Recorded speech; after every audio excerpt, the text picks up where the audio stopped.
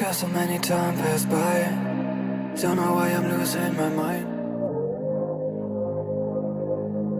Thanks everyone for tuning in. This is Joshua Copper from JCTV. We are getting ready for action under the lights at Kentucky.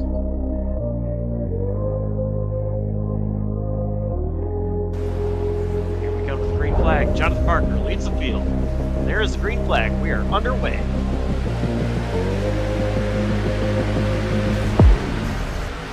I sit in my ride, thinking about you. Drive through the night, I got nothing to lose. Strobe city lights, they can tell me the truth. Tell me what I should do, I got nothing to lose. I got nothing to lose, thinking about you. Drive through the night, I got nothing to lose. Strobe city lights, they can tell me the truth. Tell me what I should do, I got nothing to lose. I sit in my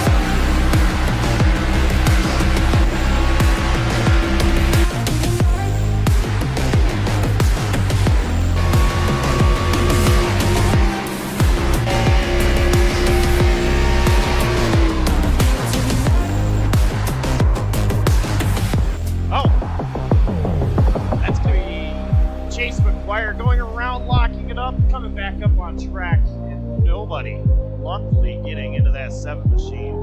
That's going to bring out our first yellow.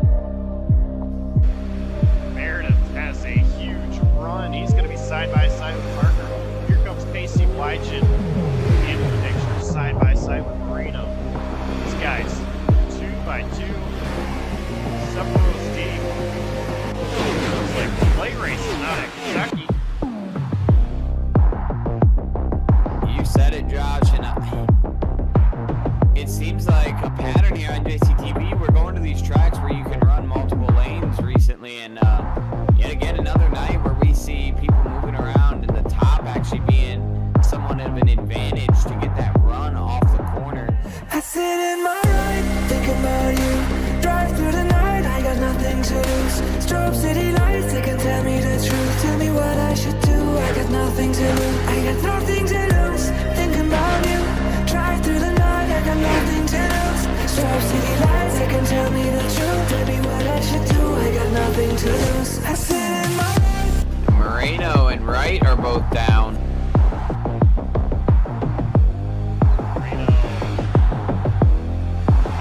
Box, the line. Now let's see what he can do. Like last time. Jonathan Parker, though, still yet to come down pit road.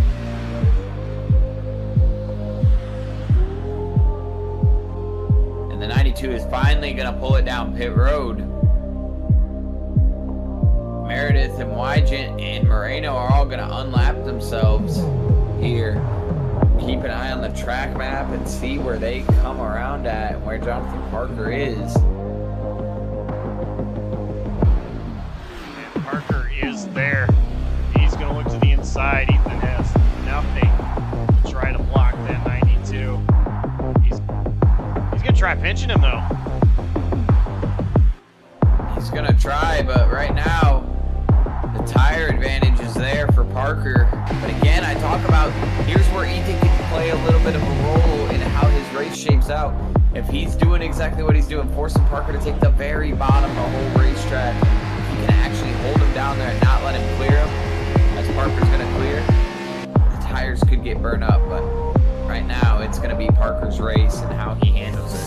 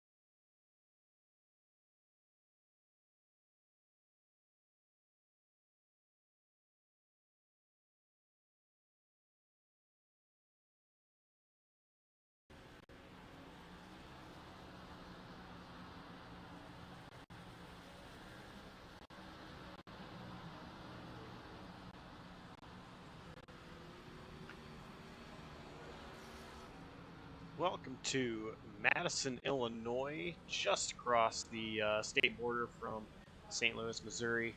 We're here at Worldwide Technology Raceway, also known as Gateway. And you can see the beautiful arch there in the background. I am Josh Copperell, bringing you today's action. And looking forward to this one.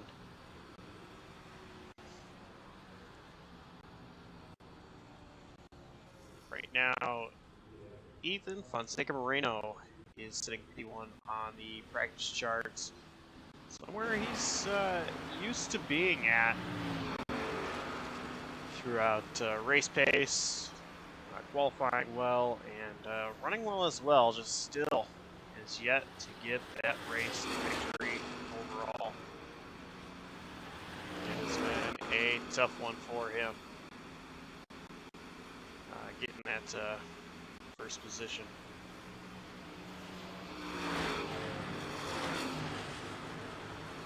So a couple minutes left in practice before we transition over to qualifying. Right now it is only me in the booth tonight. Jonathan Canfield held over at work.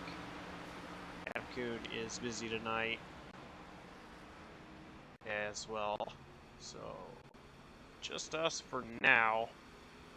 Canfield may join us in a bit, but nonetheless, I'm still looking forward to this one. Before we head on over to qualifying, last week, Gish here. Last week, John Parker going for history. He had won on our Tuesday night series that we broadcast, the MF Racing Designs Slide Job Racing League. Took home a victory Tuesday night.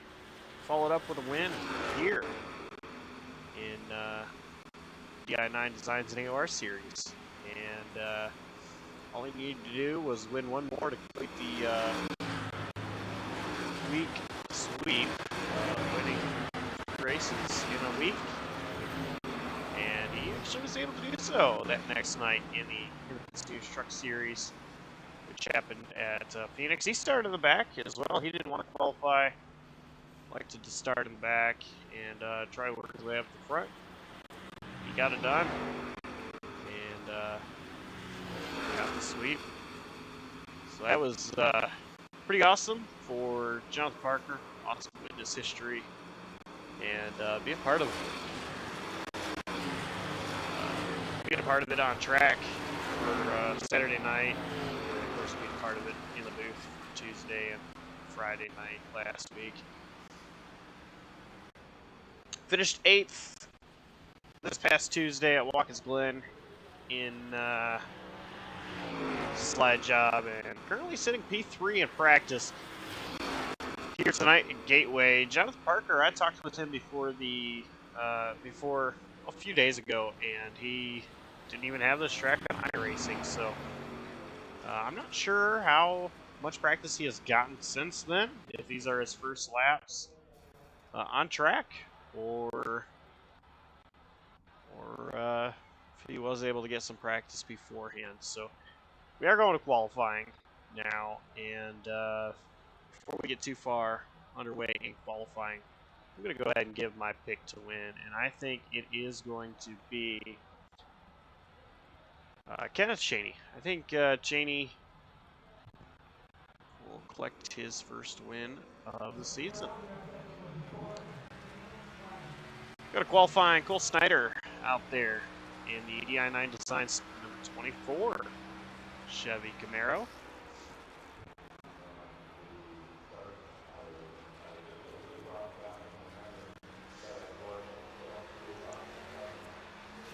And one thing you'll notice, actually, he's going to loop it around.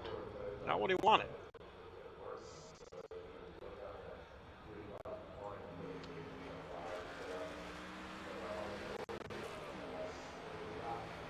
Right on board with Ethan Fonseca Moreno. One thing you'll notice here is he's coming off turn 4. across the line, take the green. Qualifying. And one thing you'll notice is 1 and 2 is a lot different than 3 and 4. 1 and 2 here, a little bit tighter. 3 and 4 is.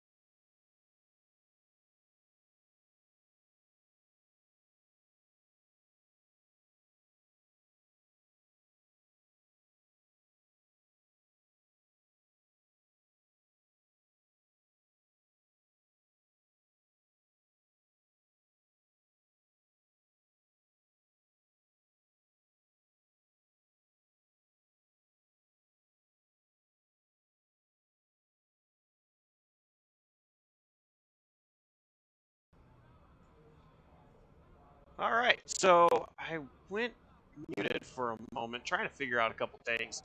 But on the other hand, we do have a couple of guys joining me in the booth, and it's not anybody that I mentioned earlier, not Jonathan Canfield or Adam Kuhn.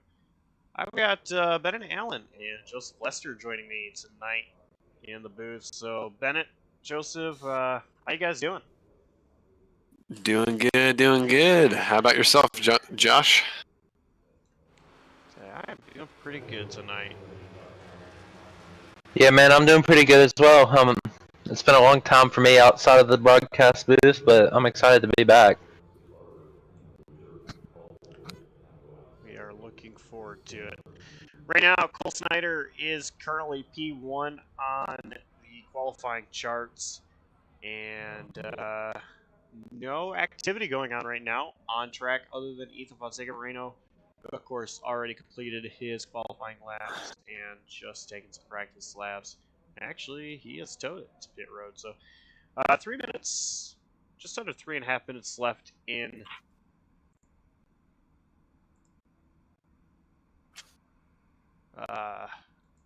qualifying here. And knowing Gateway in the Gen 6 car itself can be probably, relatively difficult with two relatively different corners in 1 and 2 and 3 and 4. As you can see from the beautiful blimp cam, you can see how it kind of looks like Darlington. You have the really, small 1 and 2 and a really wide, 3 and 4. And that's kind of what makes racing here exciting. Also with the higher banking in both corners. Looking at races from real life, like in the Truck Series and the Cup Series, it was always pretty exciting to watch. So I have faith that tonight's going to be a lot of fun. These drivers look competitive in their qualifying times, and I've raced with some of these guys, and they're all really really fast. So let's see how they do racing a Gen 6 car at Gateway.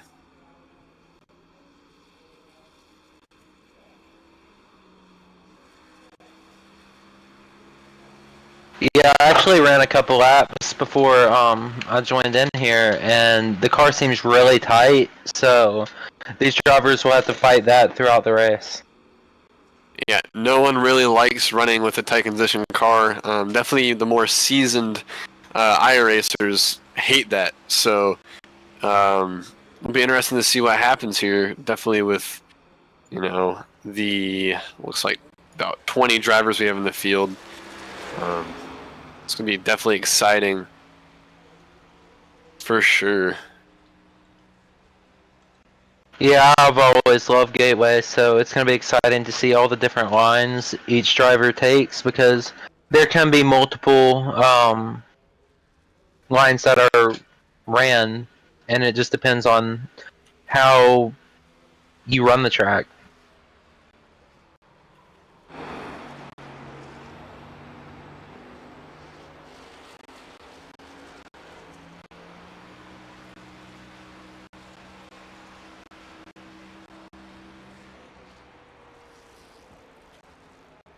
Probably is your OBS.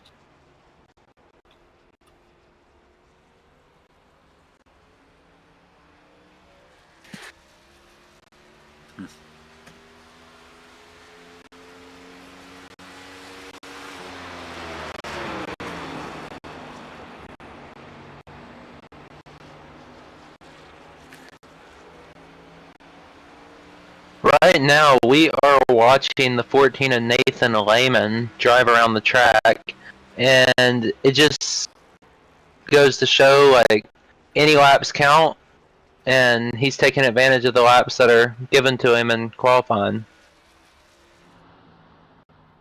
We've got about 10 seconds left in qualifying. Could be a couple people just either running some practice laps or finishing up their qualifying run.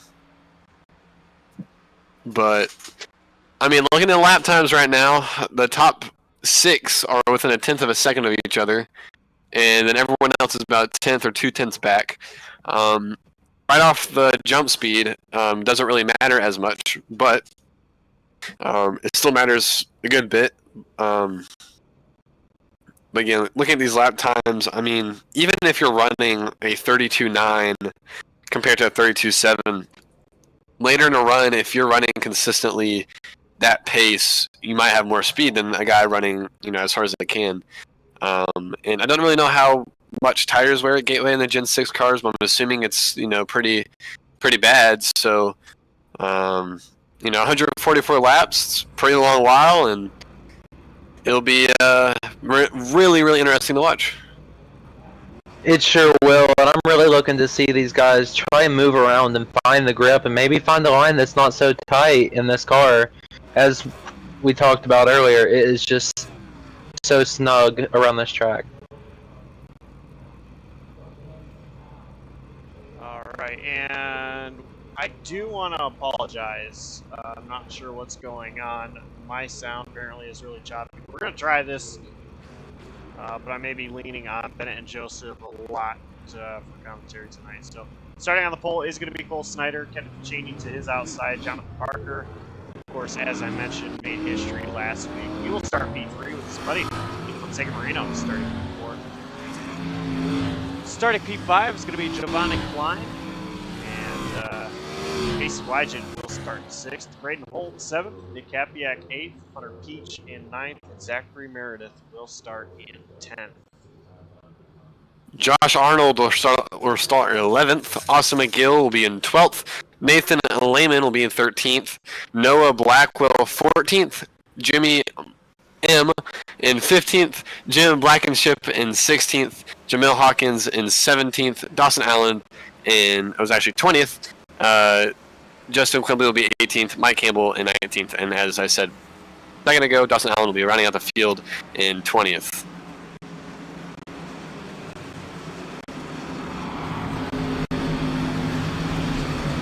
Unfortunate.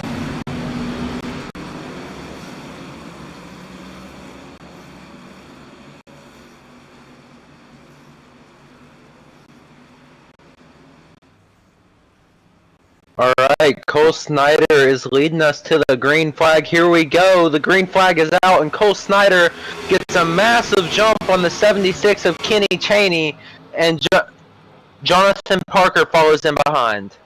They're side by side for the lead going into 1 and 2. You see the 76 way up high there.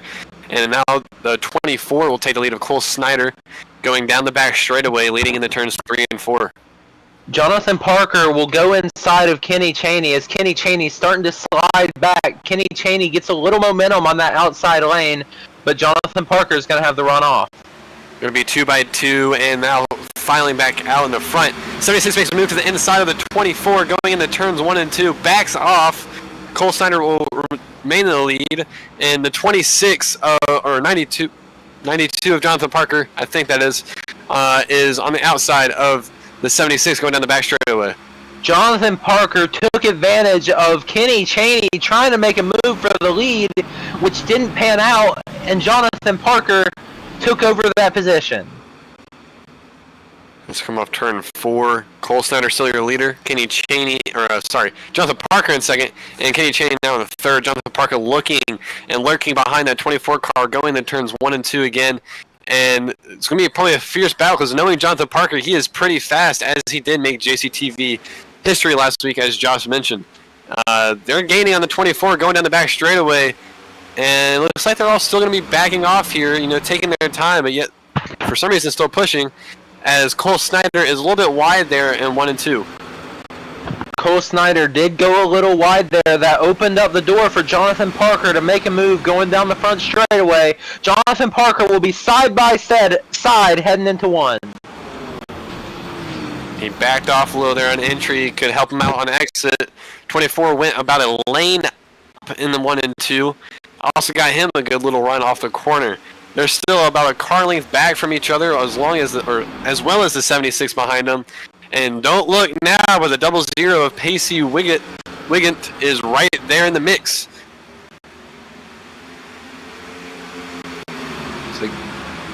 Wygent, my apologies. If we look a little farther back, Nick Kapiak was in a fierce battle with Hunter Peach, but it looks like they got that all sorted out. And battle for the lead is heating up as Jonathan Parker once again looks to the inside of the 24, and he's still hugging that bottom line almost on the rumble strips, which is a little special here to get away. The 24 gets off the corner. Jonathan Parker will take the lead.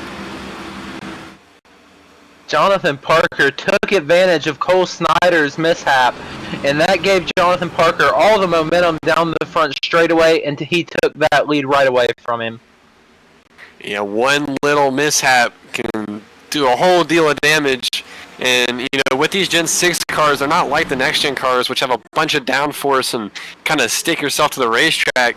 They're low downforce, high horsepower, so it's just going to be, slip and sliding all around the place. And Cole's going to be struggling with grip now for probably the rest of this run due to the fact that he just heated up his tires. As of right now, it looks like he's doing a pretty good job, but I have a feeling that Jonathan Parker is about to start running away with it. Yeah, Jonathan Parker definitely looks like the guy to beat here tonight, as he has gone all the way from third to first in just 7 laps, which is pretty impressive, as Gateway is a very hard track to pass at.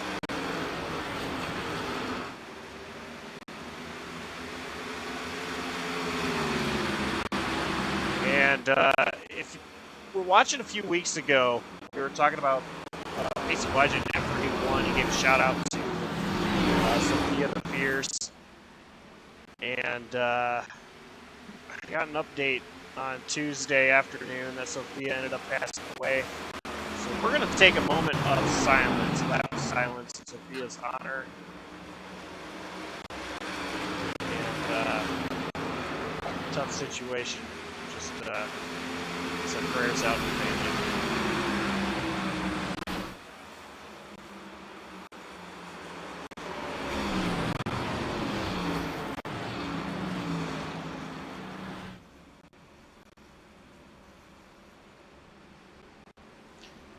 And we actually are under caution for an incident, so we are going to come back to silence and see what happened. It actually brought out the yellow.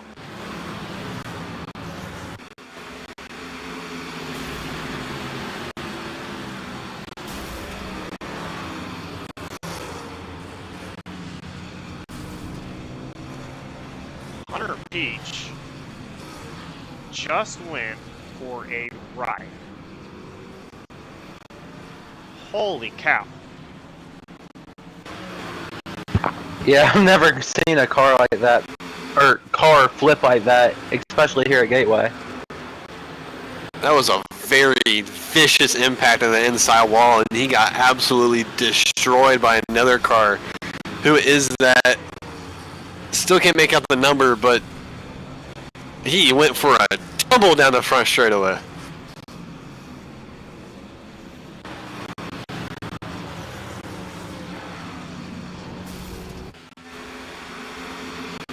I believe the car that hit him was Austin McGill there, just had nowhere to go, and it just caused a massive barrel roll by Peach.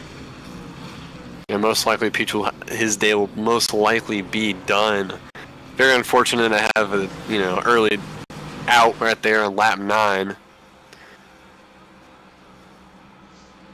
And indeed, that was Hunter Peach. Or, I'm sorry, Austin J. McGill that got into Hunter Peach.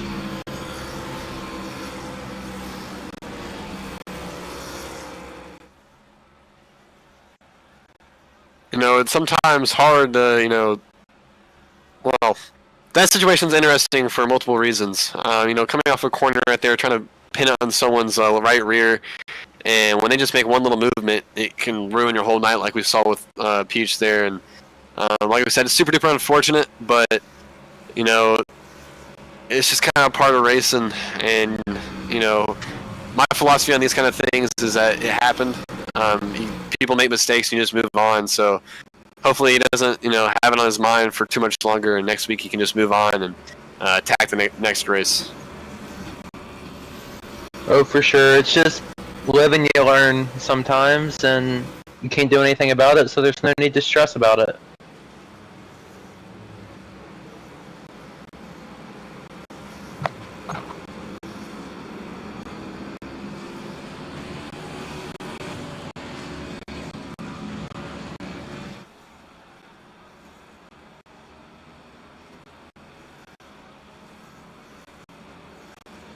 Looks like we'll be 1 to green coming up here. Maybe. I can't tell if the lights are off on the pace car or not. Yeah, lights are off on the pace car. Be 1 to green here. See some drivers maybe swearing around, trying to scrub off some of the marbles off the tires. There's some ways in iRacing where you can warm up the tires. My favorite way is the drag the brake. For some reason, that tends to warm up the tires better than anything else. So I bet you some of these drivers are doing that. try to get these recycled tires back up to temperature. Oh, for sure. And something interesting we saw was Jonathan Parker during the choose cone. He took the outside lane, and Cole Snyder took the bottom. So we'll see if Cole Snyder can take advantage of that inside lane and maybe slide job him into one. Alrighty, the pace car is pulled off down the pit road. We're coming to the restart. Drivers coming through the Geico restart zone. And the green flag is back in the air. This contact! Holy mackerel, the 24 spun his tires, and we were talking about, trying to get those tires back up to temperature, and he hit the gas a little too hard, and that's going to cause him to lose multiple spots.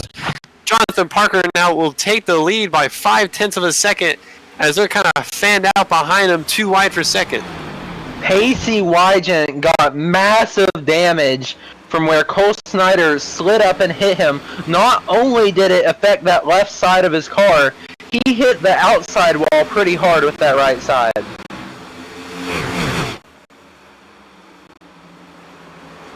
Yeah, and it's super duper unfortunate. As you can see, Wygant goes a little bit wide there on 1 and 2, but he should be able to get a decent runoff.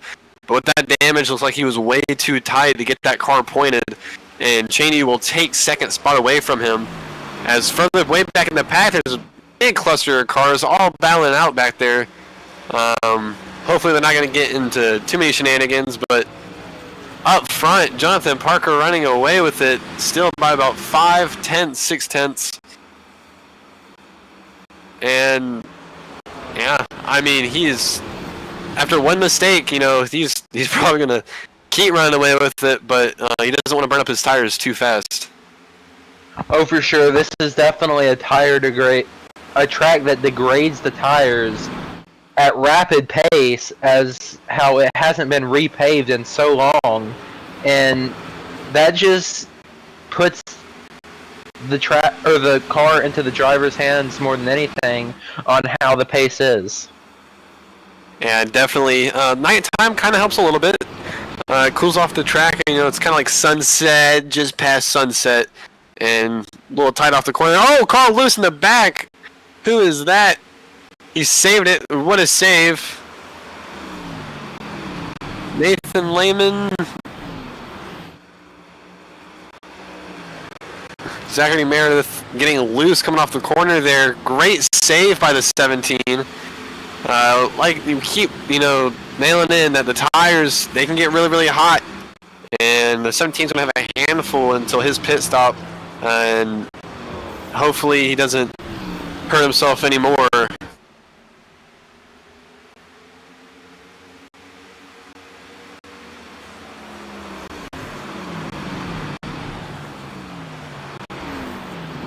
If we go back up to the front of the pack, we see Jonathan Parker continuing to pull away as he's running lap times almost a tenth faster than second place.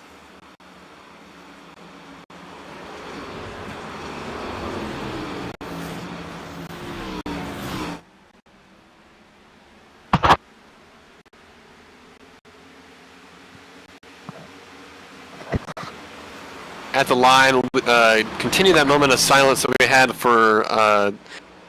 had on lap 9.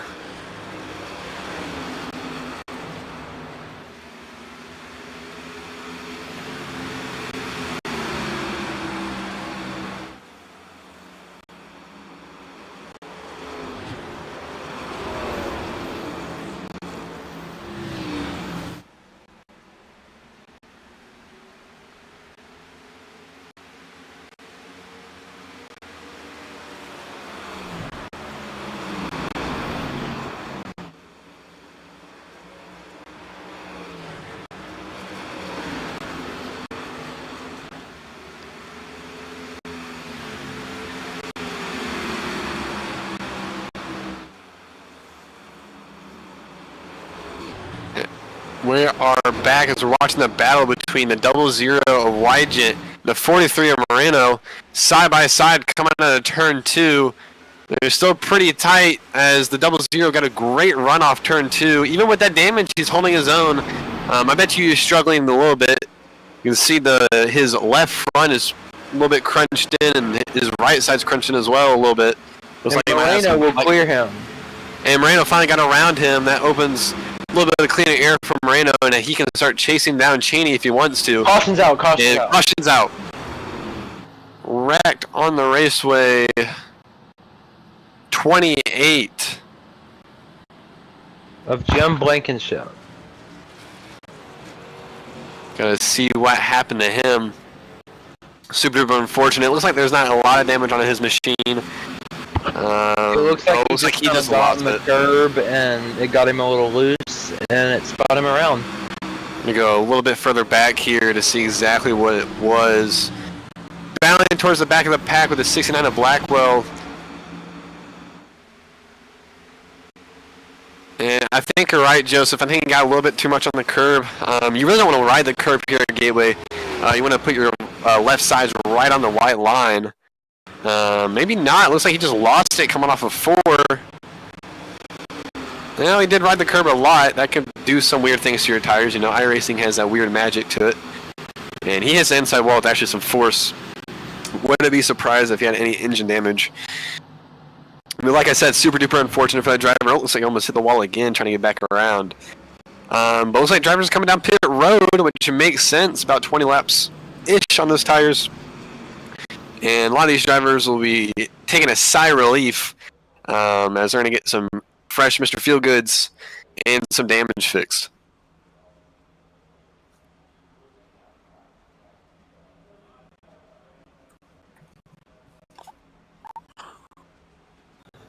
Jonathan Parker leading everyone down pit road. It seems like a very, very long pit road here as they're going to come into their box and stop.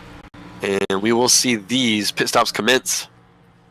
Yeah, right as you said it, I was about to say Pacey Wygent and Cole Snyder will be able to get their damage fixed here that they got on that restart. So 43 gets off pit road first. Maybe there's either a little bit of strategy or Ethan just got a really good pit stop. And you'll see everyone else start filing off pit road. But Ethan Moreno getting off pit road first. Good for him. And knowing him, he's probably stoked about that. Wonder if he took 2 tires or anything that gave him a little bit of an advantage. I'm going to have to watch his pit stop back because I really want to know.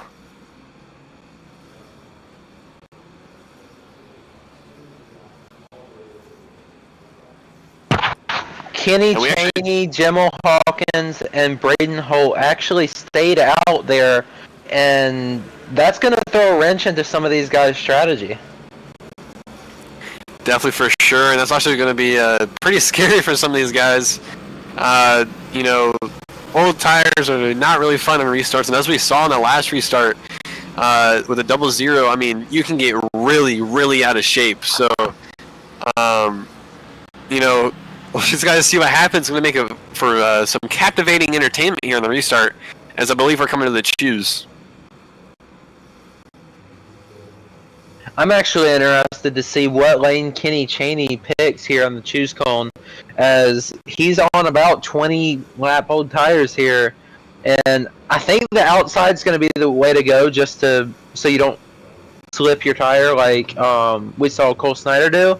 But you might want to take that risk if you're Braden Holt to go inside and maybe pass up Jemmel Hawkins if he takes the top as well. Yeah, those shoes will be very deciding on how the rest of these guys' races go, as there's only 3 that stayed out, as we mentioned, Kenny Chaney, Jemmel Hawkins, and Braden Holt. But 20-lap tires, man, those are going to be heated up. They're going to be a little bit more worn, and I doubt these guys will be able to keep Ethan Francesca Moreno behind them as long as Jonathan Parker and Nick Kapiak.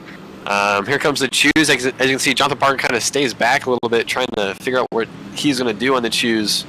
And looks like almost everybody that were on old tires took the top, except one driver. I believe that is Braden Holt. And yeah, just like I was saying, I think that's the right move for him. that really does block Ethan, but if they get a bad restart, man, this could cause some calamity on the front straightaway, and I am extremely interested to see what happens. Yeah, I'm excited. As you stated it, I couldn't have said it better. Calamity is all we can ask for here as a broadcaster.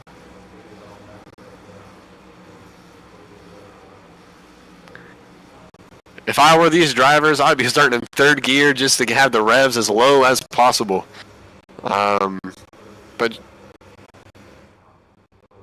yeah, here they come, the green flag. And here we go. The 76 of Kenny Chaney will lead them to the green here. The 54 Braden Holt will line up beside him. A better restart for that inside lane last time, but still that inside lane not being able to do as much as it needs, as the 43 of Ethan Moreno is pinned in between the guys who stayed out. Moreno's going to be looking to make it 3 wide if I were him, to try and get by these old tires as fast as possible. As these drivers thunder down in the turn 3. Good battle for the lead. Actually, these guys on old tires are not doing too bad. Spinning! Oh! Regular freshly out. Big wreck. Holt! I believe the 24 of Cole Snyder was caught up in it as well. Major calamity, as I said, coming out of the turn 4. Let's take a look what happened here. As you can see, small tag in the left rear, and then everyone just kind of tries to avoid it, and they start wrecking themselves. That is super duper unfortunate. See, the 54 comes up just a little bit of net code, it looks like. What a save. Oof. That's super duper unfortunate. It sure is. It looks like the 6 of Nick Happick just, like you said, net code, and then Ethan Moreno and Cole Snyder were caught up in it after that. Super duper for Ethan. Played that strategy almost perfect, had a really great pit stop, and now that whole strategy goes down the drain as he gets caught up in that incident. Hopefully his day is not all the way done, but his car looks hurt.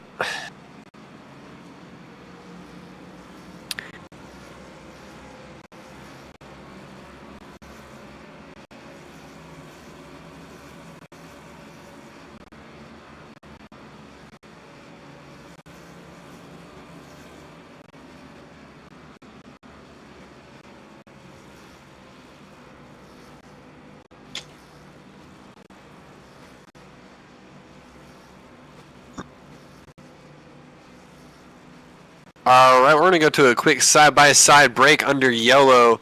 You won't miss a thing of watching these drivers pace around Gateway. We'll be right back on JCTV.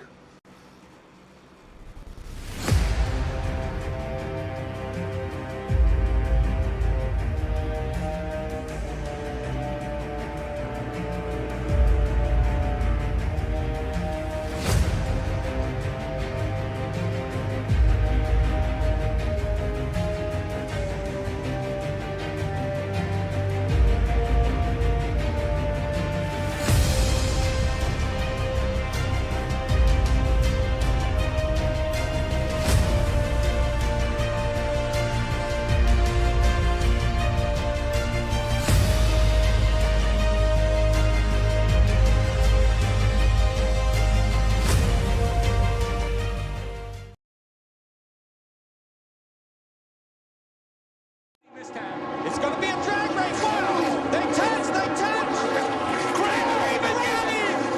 Craven got him! It's over. Cinderella Vane is going to win the Daytona 500.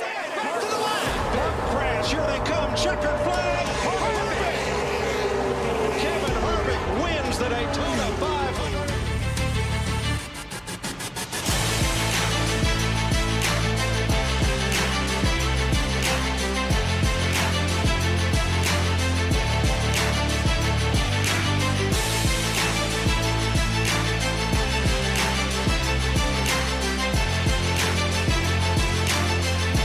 The 18's going to pull down low. He's going to clear low.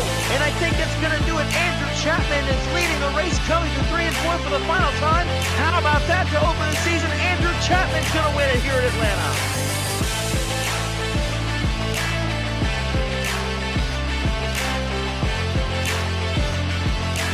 And it is going to be career win number 3, Kyle Tubbs.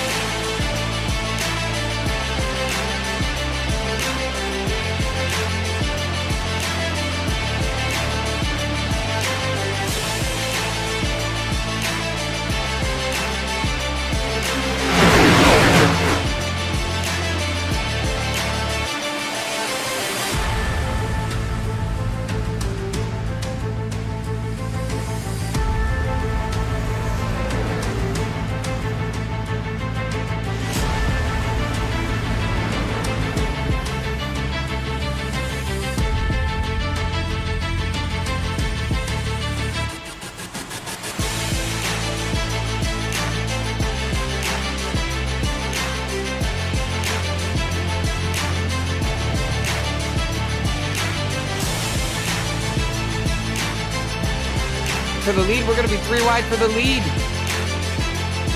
Oh, man, this is tight.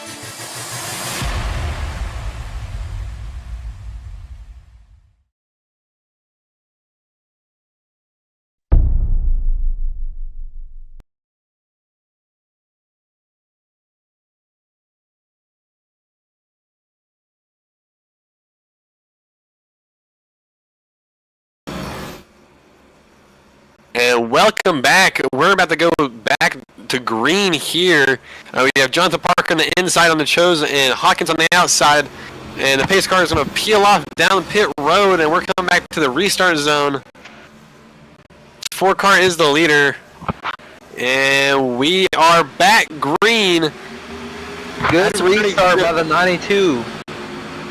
Very good restart by everybody in the field not to spin their tires. I think Jonathan Parker's going to take it here on the exit of turn 2. Well, Forrest holding his ground outside, and there we go. He is clear, and I think this is Jonathan Parker's race to win. He's going to start running away with it as Hawkins is still on older tires. Hawkins is going to start fading through the field now that he has dirty air, and as stated on Real NASCAR broadcasts, they say as soon as the old tires, they'll hold up while it has clean air, but as soon as those old tires get back in dirty air, it just starts falling off like a rock. And you can see Jamel's very much falling back like a rock, getting passed by the 17 and the 00, and he's going to continue to fall back here as he's now about to get passed by the 6 car of Nick Hapiak, who was actually caught up in that last incident. It looks like he had like no damage from it because there's a good amount of net code. Got pretty lucky there, and he's going to get a great run off the corner. As they're actually 2x2 a little bit here. I think that's going to change as we keep saying this. The last like 30 seconds for us is going to be falling back. And as we took a look back to the lead, Jonathan Parker leads by 4/10 over Zachary Meredith. And 4/10 is actually not a line. It looks like Meredith is slowly reeling him in. A little bit of a draft there. And, you know, I think Meredith might be maybe using his tires a little bit more than Jonathan is. As you mentioned, Meredith might have a little bit of draft. You don't typically think about tracks really other than Daytona, Talladega, and Atlanta for their draft. But it definitely is a thing at Gateway.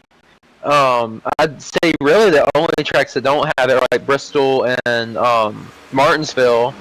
But it might not be as big of a difference, but there's definitely a difference. Yeah, any track with a long straightaway can really hinder in the fact of, you know, draft and drafting after the car in front of you. As it looks like Jonathan Parker kind of thought, oh, he's catching me a little bit, and he's starting to run away with it a little bit more. The last couple laps, he's gained about 2/10 over Jamil in second here. And, I mean, looks like people are starting to get a little bit more civilized and, you know, pretty much single filed out all the way through the back of the pack. They're a little bit more bunched up, but it looks like they're not trying to be really, really aggressive. And, yeah, I mean, Jonathan Parker, I think he's just going to keep running away with this. Jonathan Parker is known for being really, really good at iRacing and racing in any different series.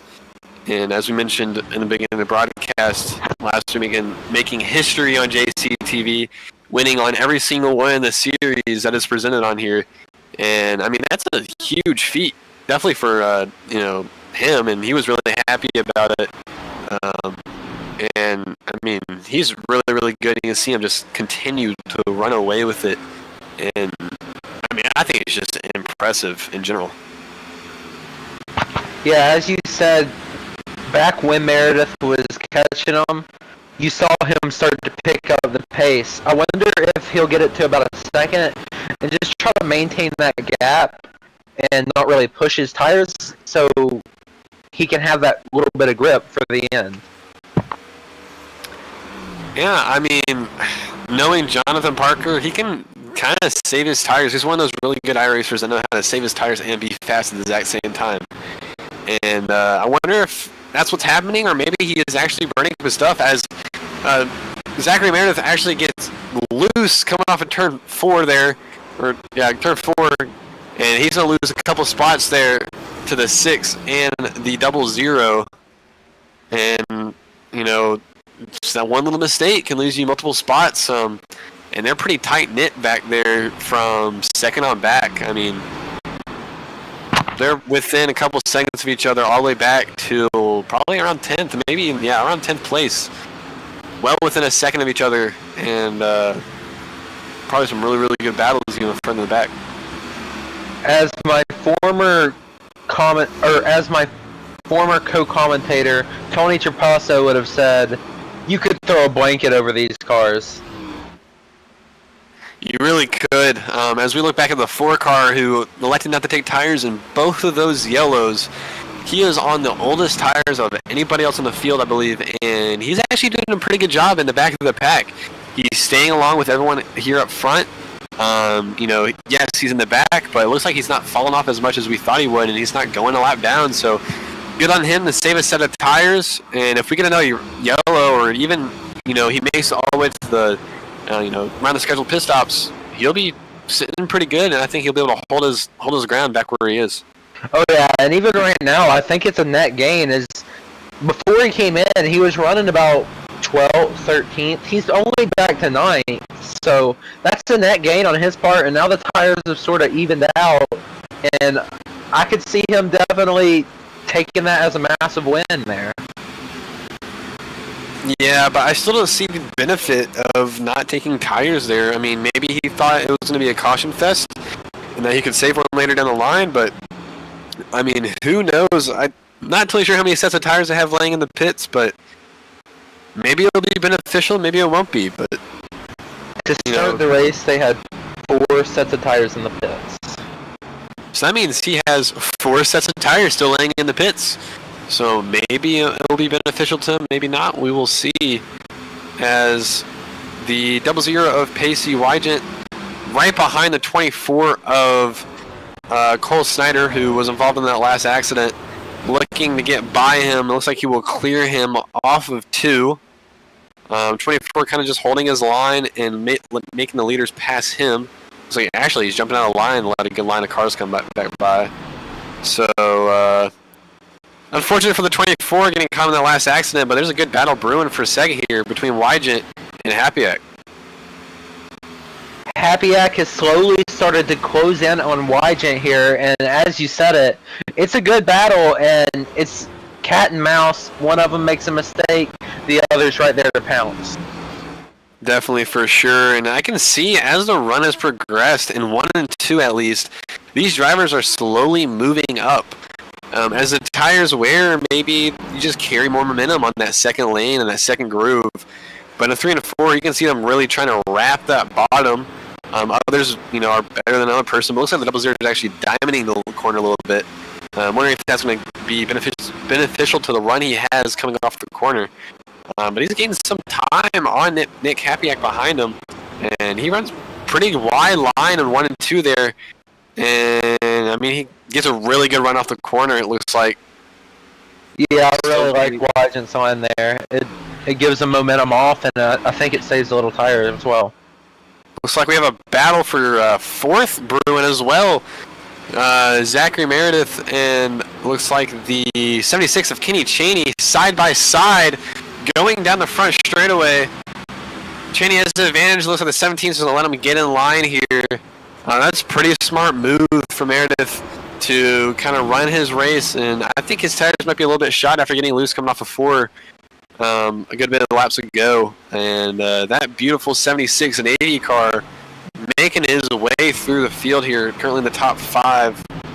Good on him for slowly but surely making his way through the field, and he's going to set his sights on the 6 car of Happyack in front of him. And even further back in the pack, we talking about the 4, keep talking about the 4, Jamil Hawkins, who didn't elect to take tires, as he's actually starting to gain ground a little bit, and still doing a really, really good job doing it. I know this isn't Darlington, we don't do throwback races, but that 4 car looks pretty cool in those green and yellow colors, going back to the days of Thunder and Cole Trickle. So I think that's pretty cool, as he's battling the 14 of Nathan Lehman, and he had kind of got those outside there in 1 and 2. Looks like he couldn't really carry speed off the corner, and he might be looking into his inside here maybe in the 1. No, he backs off.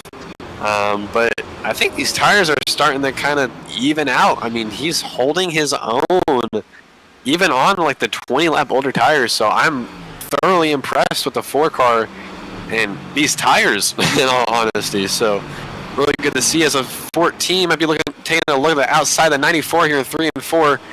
Really wide line there. Maybe he'll get a good run coming off the corner. Oh, 94 get a big wiggle. Yeah, big wiggle out of the 94 coming off of turn 4. That allows the 14 to take a sneak onto his outside, going to turn 1. That'll also allow Jimmo Hawkins to get side by side with the 94 of Jimmy Minch. And now the 4 of Jimmo Hawkins has the momentum enough to take it inside, but he'll end up backing out. Yeah, now the 22 is going to look on the outside of the 94, 22 of Josh Arnold. And Jimmy is just slowly falling back now, and he's still loose coming off before he has a little wiggle. Yeah, Jimmy Minch is definitely starting to fall off here, as I think he just burned up his stuff early in this run. As we are about 20 laps into this run, this is where it starts getting slick. And not only are we 20 laps into this run, Jimmo Hawkins is on 50 lap old tires, and he's running with the best of them. I don't know how he's doing this. Looks like he's a god at tire saving, as really good battle in front of him. He has to get a little bit checked up. Oh, big wheel out of the 94 coming off the corner. What a save by the 94. Oh, he's in the wall. Oh, I thought he saved it. He actually got it, made a little contact, but he'll get it straight back up. No yellow. No yellow. We stay green here. As it's super duper unfortunate for him. We saw him get loose earlier, and he's still fighting that. Even after hitting the inside wall, you can see him get a little wiggle coming off of 2 there. As we can go back to the battle towards the front of the 4 car. Again, I am still impressed with the 4 car and how he's sticking with these guys. And the caution is out. I believe that was for the 94 Jimmy Minch. Just a little delayed caution. I guess we can call that a debris caution. I guess the 94 laid some debris down on the racetrack. Take a look back at his accident. You can see him coming off before there, and it just steps out. Only saves it initially, and trying not to overcorrect. He overcorrects it the other way, and hopefully that's not an end to his night, but it's definitely going to hinder his abilities, maybe to even get a top 10. But the 4 car gets the short end of the stick here. He is in the top 10, and he will have 1 extra set of tires, and maybe, just maybe this is his big break to maybe start having a charge towards the front of the field. I know we keep talking about Jamil Hawkins, but I just think it's very impressive the way he's, taking care of his tires. So, round of applause to him, as we're coming down for pit stops. Jonathan Parker and Kenny Cheney, Pacey Widget, is going to lead him down pit road. here on lap 53, coming to 54. Good little run there from these drivers. Did a really good job. I guess that's that's our information that we need is, about 20, 30 laps in, those tires are going to get really, really hot, depending how you use them, and you can get really, really loose. So that's good information to know. Definitely good information to know for the drivers as well.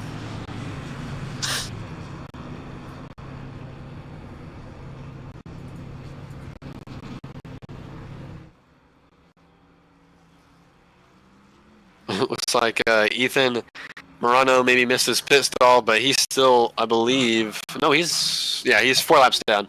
As these drivers coming off pit road, it's going to be Jonathan Parker first, Kenny Cheney, my bad, second, Casey Widget third, Nick Hapiak fourth, Zachary Meredith is actually fourth, and then Nick Hapiak is actually fifth. My apologies there. We'll be going to a short break, and we'll be right back here at Gateway in the NAOR Gen 6 series here at Gateway.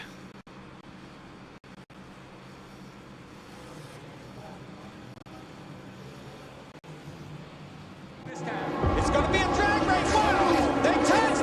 Yeah, exactly, right there with you, Josh. Where did this 6 car come from? He was just back there battling for, I believe it was probably 7th or 8th position, and now he's up here battling for the lead. We're going to be 3 wide for the lead. Crash. Here they come. Checkered flag. Kevin Harvick wins the Daytona 500.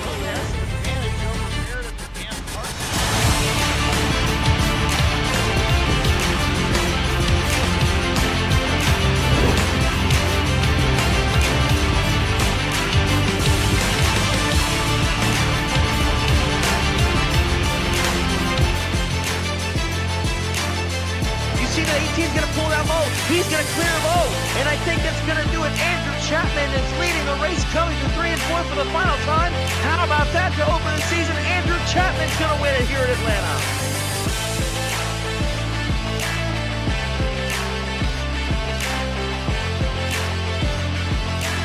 And it is going to be career win number 3, Kyle Tubbs.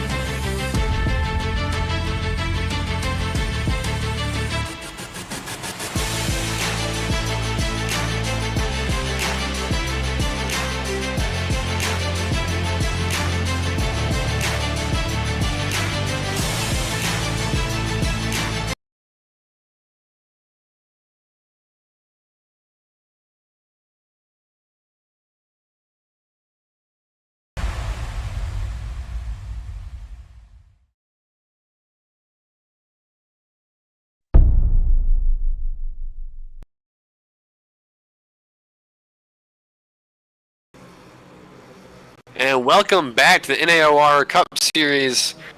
Drivers about to go back green as we have Jonathan Parker on the outside and the 00 of Pacey Widget on the inside. You had the shoes come there, and Widget, my apologies once again, I keep butchering that name.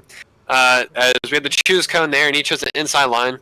Jonathan Parker has the outside lane, he has the inside lane, coming to the green flag, into the restart zone they come.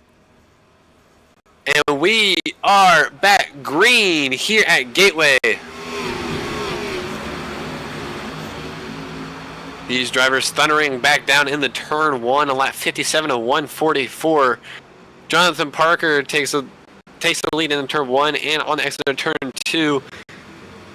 And the 00 and the 76 follow in suit, not too far behind as they dive down now in the turn 3 and 4. Jonathan Parker continuing to lead, but Pacey Wyjet, even after that damage, he has pace. It's just probably not enough to be able to keep up with Parker unless there's a mishap by him, which is very unlikely. Yeah, Wydget looking down to the inside of Parker here in 1 and 2. Looks like he can get as good as an exit on and out of 3 and 4 as he almost like he's in the wall. 00 might have had a little contact with the wall there, and the 76 is going to take advantage and pass him on the inside. Now they're side by side going to 3 and 4, and looks like Kenny Chain's going to clear Casey in the middle of 3 and 4 on the exit of 4. This is something I'm interested to see. Kenny Chaney started second this race. He sort of fell back after the pit stops, but now he's able to come back up, and I want to see if he's able to keep pace with Jonathan Parker, because if he is, we're going to have an insane show here tonight. Definitely, as he's actually, pretty close to Jonathan Parker here. I think this is the closest we've seen somebody in a long time. Within actually 0.3 of Jonathan Parker and sticking with him.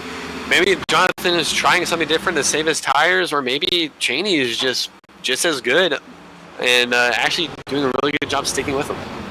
Kenny Chaney actually just ran about 100th faster, which is not a lot at all, but that just shows how even these two are up front.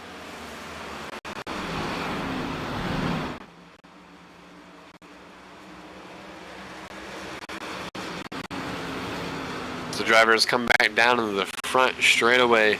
Jonathan Parker leading by now 0.3 over Cheney in second, and they're about single file all the way back in the paddock. Not really any major battles going on. Looks like people are just kind of trying to mind their own P's and Q's and keeping it single file. And maybe they're just trying to save some tires. And I'm game for that. It's kind of really smart for the long run. At this point in the race, there's really no reason to push the car. So that's what we're seeing right now, is just these guys run around the track, do their line, do their saving, and towards the end of the run, we'll see these cars slipping and sliding and maybe a little more battling out there.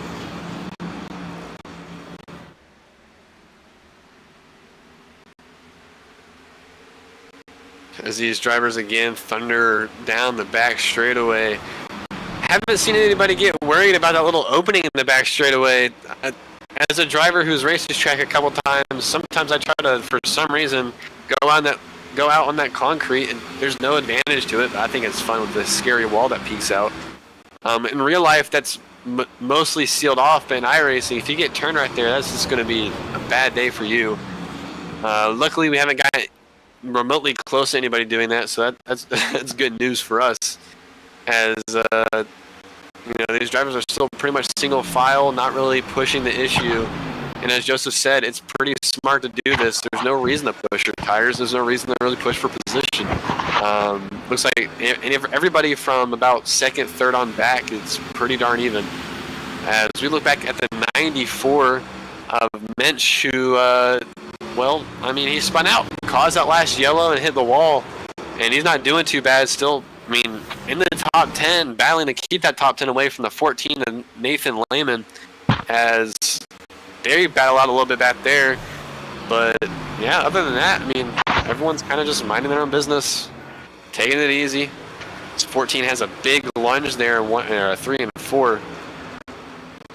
And looks like he's going to try to get a run coming off of 4 here. Does have a pretty good run. Maybe he looks to the inside here going into 1 and 2.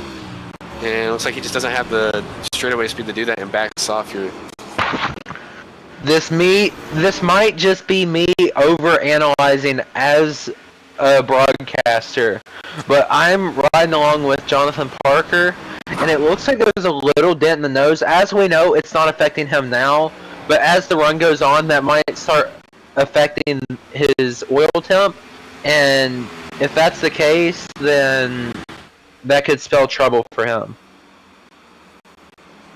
Definitely. I don't think he's really looking at it that much right now, and as this is a fixed series, so the tape is fixed, and if he had any issues with that oil temp or water temp, he would be doomed, and he would be forced to come down pit road and fix that damage. There's no way to remove any tape at all, so I bet you he is keeping an eye on that water temp, but as of right now, it looks like he's not worrying about it at all, with almost a 1 second gap on the 76 behind him.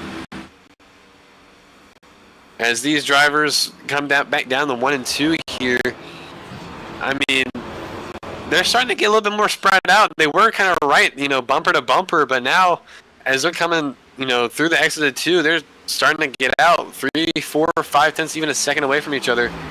As we have a car kind of step out and way there in the back of the pack, they're going down the back straightaway.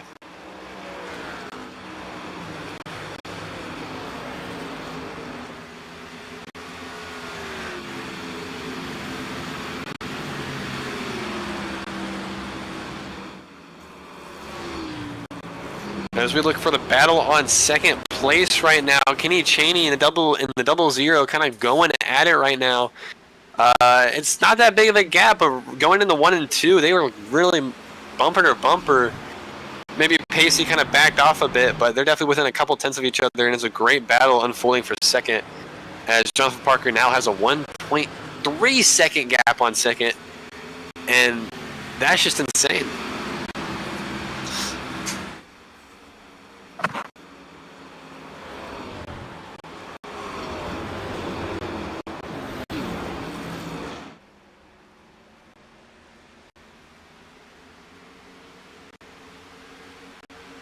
One good thing about being a broadcaster is you have some, interesting little tools and gadgets that you can have, and using sim racing apps, you can see a track map of everybody on the racetrack, and that's kind of how we figure out, who wrecked or who spun out, and so if anything happens, we'll probably be the first one to tell you. But looking at the track map, looks like everyone's kind of pretty much together besides Jonathan Parker, so that's still pretty interesting. In its own. Kenny Chaney down on that bottom line. He's not really able to get as low as Pacey Wygant. As Pacey Wygant's right on that apron, but Nick Hapiak got super sideways coming out of 4 there, and it stalled all his momentum he had on Zachary Meredith as he was trying to make a move there. Great battle again for second. Oh, massive wiggle by Zachary Meredith. He'll go mowing the grass there. And man, I wonder if there's maybe a little bit of contact there between the 6 and him. I don't think I can see a car getting that loose without a little bit of contact. Listen to the driver's radio. Looks like someone said something. Let's take a look back. Maybe there's a little bit of compact air. Maybe just a little bit of contact. It looks like the air just disrupted. It almost like the air got in that bubble that we talk about on super speedways, but it's most definitely a thing here on these intermediates as well, and it'll get your car super sideways. Yeah, Meredith went from about 4th place, now dropped back down to 6th, so he only lost 2 spots. But I bet you his tires are hot. And I bet you he's not happy either. If we're looking out for anybody, it should be Jamal Hawkins. He's been running consistently about a tenth or 2 faster than Nick Hapiak, and even on those 50-lap old tires earlier, he was moving through the field like it was nobody's business. Now that they're on even tires, I could see him moving up into the top 3 fairly shortly. Yeah, he was as far up as 7th place until that yellow came out, and now he's in 5th. Now he's cracked the top 5, and he got a little wiggle coming off of 4 there. He is about 6 tenths back from Hapiak in 4th. I think, Jamil is one of those guys that we have to look out for. I don't think anybody can touch Jonathan Parker, but maybe he can get himself a podium, as he's really looking on that back bumper of Nick Hapiak in front of him. And I'm really interested to see how the rest of this race kind of plays out, as we are 74 laps in of this 144 lap race. We're slowly but surely getting towards halfway here, maybe just a little bit past it. And maybe further down the line, people will start looking for pit stops and green flag pit stops. And I'm interested to see how that goes down. And with my experiences in official racing back in the 2021 era, when we didn't have the next gen car, sometimes it was good to pit early, short pit, get some track position, because we see these tires really, even out after a long time, as we saw that with the 4. So I still think we're about 20, 30 laps away from green flag pit stops, but they are on their way, and that could cause a lot of drama along, in this race. As we're just about halfway now, so we'll look on the. As soon as I said that Jimmel Hawkins was catching Nick Hapiak flipped a switch. He is now running lap times that match our leader, Jonathan Parker, while closing in on both Kenny Chaney and Pacey Wygant. That's something interesting to see as this run goes on, how the comers and goers end up winding out. We have a good battle going on for 6th place right now. Behind those guys, the 17 of Zachary Meredith and the that's not the 22, my bad. And the 48 of Giovanni Klein.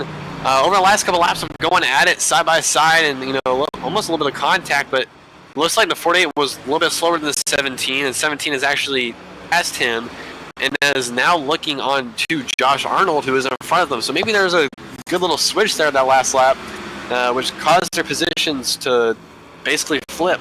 So interesting to see this battle go on, as well as the battle for 3rd up ahead between Pacey Wygant and Nick Hapiak.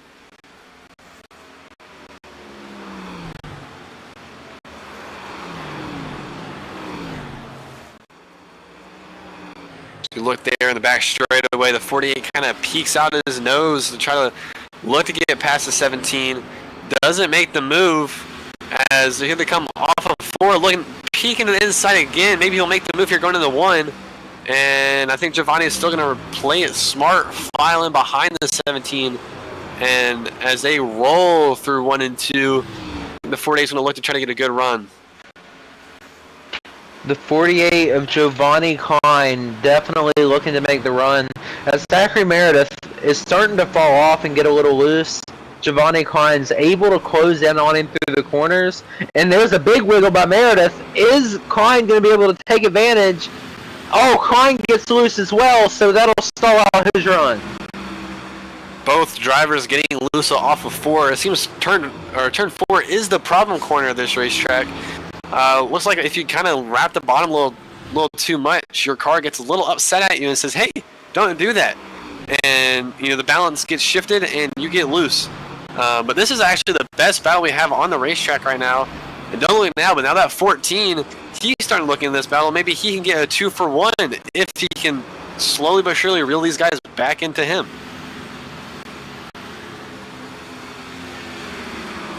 And the 14 is Nathan Lehman. We've talked about him a couple of times throughout this race. Maybe a little bit quiet. He had a good battle with the 4 earlier, but I mean, maybe he's looking for a mistake. Oh, big wiggle by the 17. Oh, the 17 gets way out of line coming off of turn 2. He's going to drop multiple positions, and maybe he might think of pitting now. Sometimes those tires do get nuclear, and maybe that decides him to start the pit cycle. I don't think he will, but maybe that's an idea. Sometimes when I lose a lot of positions, I'm like, all right, screw it, I'm just going to pit. So he just lost so much time there. Now the 14 of Nathan Lehman is looking on the back bumper of the 48, and I think he's faster. He's definitely closed that gap in even more, even though the 17 did get loose. Maybe that caused the 48 of Giovanni Klein to get checked up a little bit. But, I mean, this is still the closest battle on the racetrack, so we'll continue to look at it. Tires have fallen off about 1.6 seconds, and it's only been about 30 laps since that last caution and where they all got tires. So, like you said, if you're maybe looking to split this final run into thirds, now would be the time to pit. If not, you're looking at pitting around lap 100 to lap 110.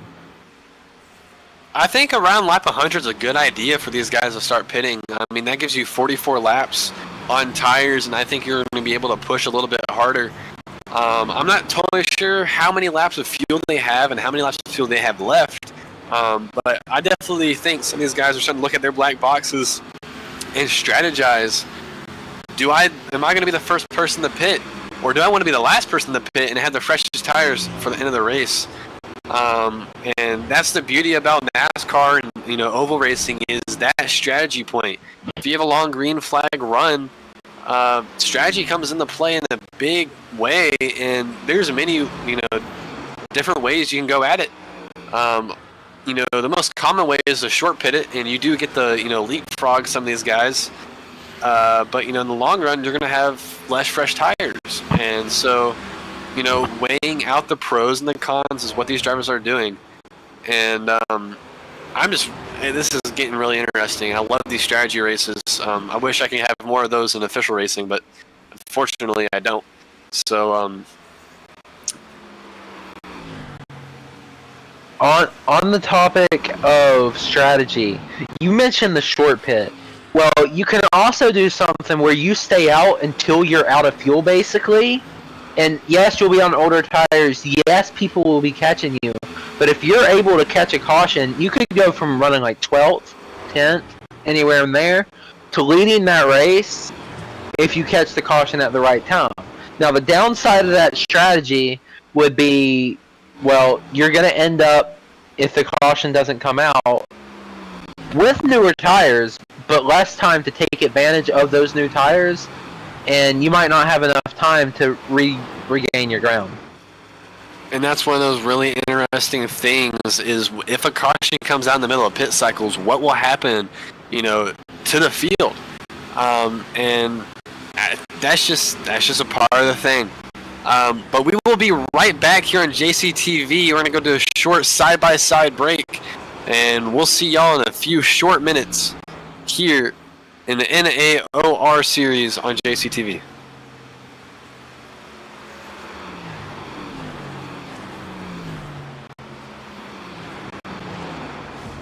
Hey guys, it's Jonathan from JCTV. Here at JCTV, we currently broadcast 3 series. On Tuesdays, you'll catch the Slide Job Racing League featuring drivers such as Dalton Kilroe, Dane Cruz, and Jonathan Parker. And real quick, we are 3 wide for the race lead. Hawkins, Wygant, Hapiak, they went 4 wide for a moment with a lap car. On Fridays, you'll see the NAOR series featuring Nick Hapiak, Chris Wright, and Josh Arnold.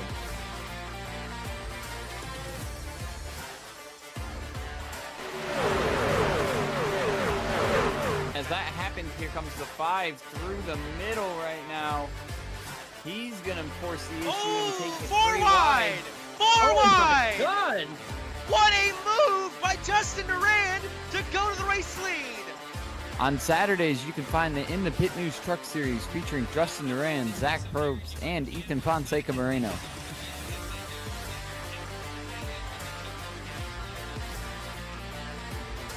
To book JCTV for your own league, please visit us at jctvracing.com and contact us for your booking. Remember, race fans, you can always watch racing live or anytime over at JCTV's YouTube channel.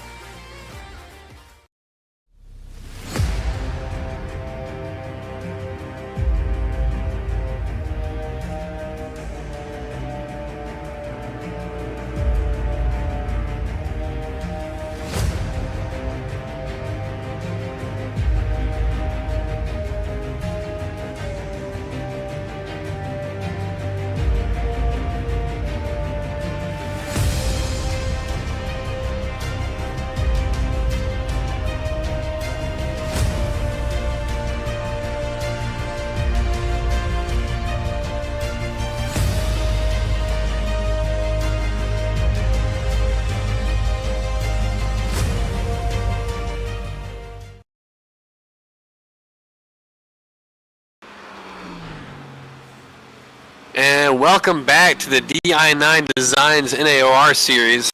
We're on lap 91 of 144 as we're taking a look at the 4-car of Jamil Hawkins looking on the back bumper of the 6-car of Nick Hapiak. Before the break, we were talking about strategy, when these guys are going to pit, when they're not going to pit. They have about 70 laps of fuel off of the full 90% fuel that they get at the beginning of the race. And we have had a good bit of green flag laps. Now, maybe, we're not thinking of a full fuel run, more of strategizing, trying to just make it to the end. And so, here in the booth, we're trying to decide, we're trying to differ what's going to happen. But I bet you those drivers, that's right, in their thought process right now.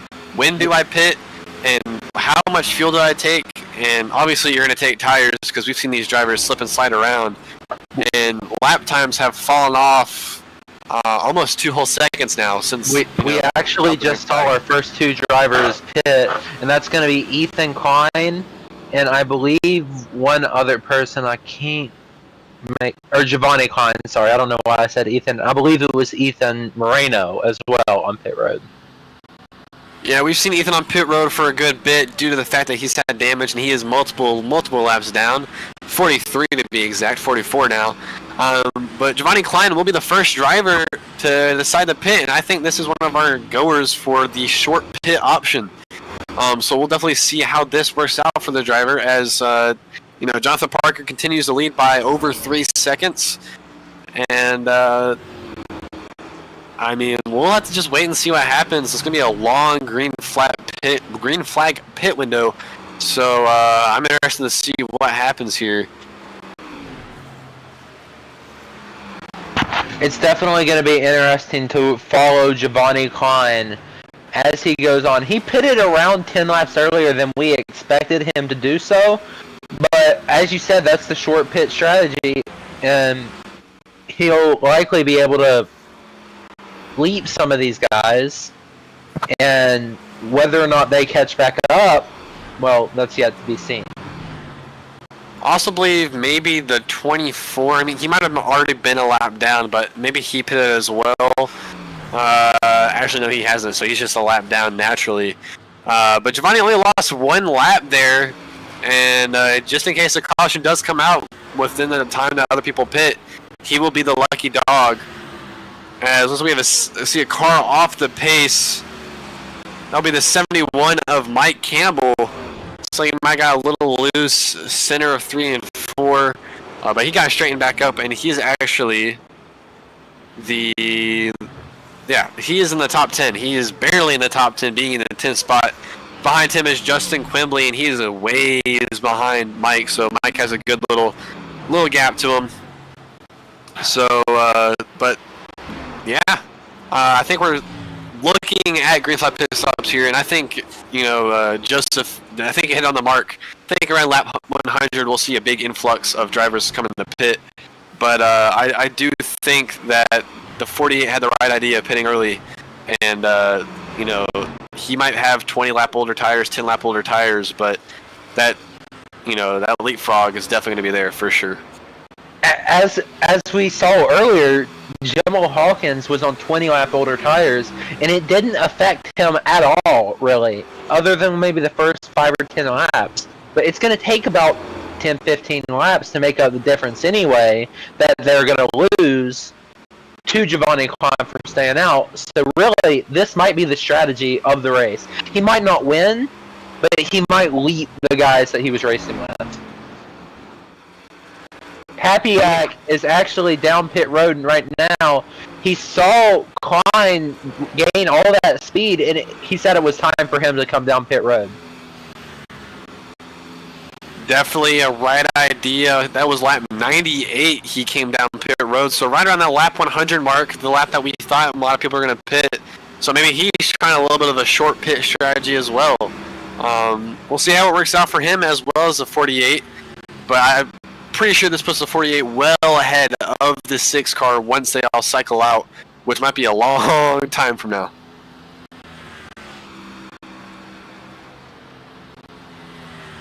Oh, for sure. And something I've kind of caught on to is Jonathan Parker. He's not really pulling away from Kenny Chaney anymore, but he's not losing time. So as this run goes on, I'm wondering, will Kenny start to reel him in, since we're seeing Jonathan Parker slow down a little bit? But we just heard the 69 go over the radio of Noah Blackwell saying he's going to be pitting in, I believe, this time. Yep, 69 of Noah Blackwell is pitting this time, so that's right around the lap 100 mark, so that's kind of right on cue.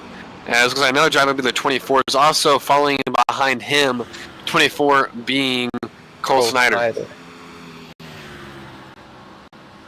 Josh And- Arnold also came in pit road right ahead of Noah Blackwell, and that, as we said, lap 100 was the mark, and everybody's coming in now.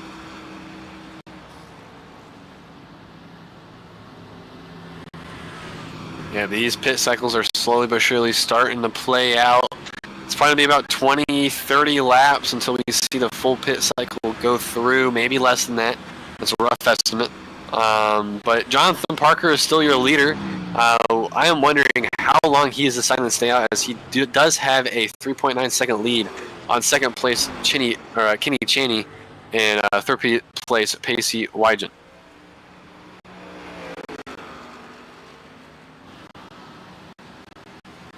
Yeah, it's sort of all spread out. That's something we normally see at Gateway in real life.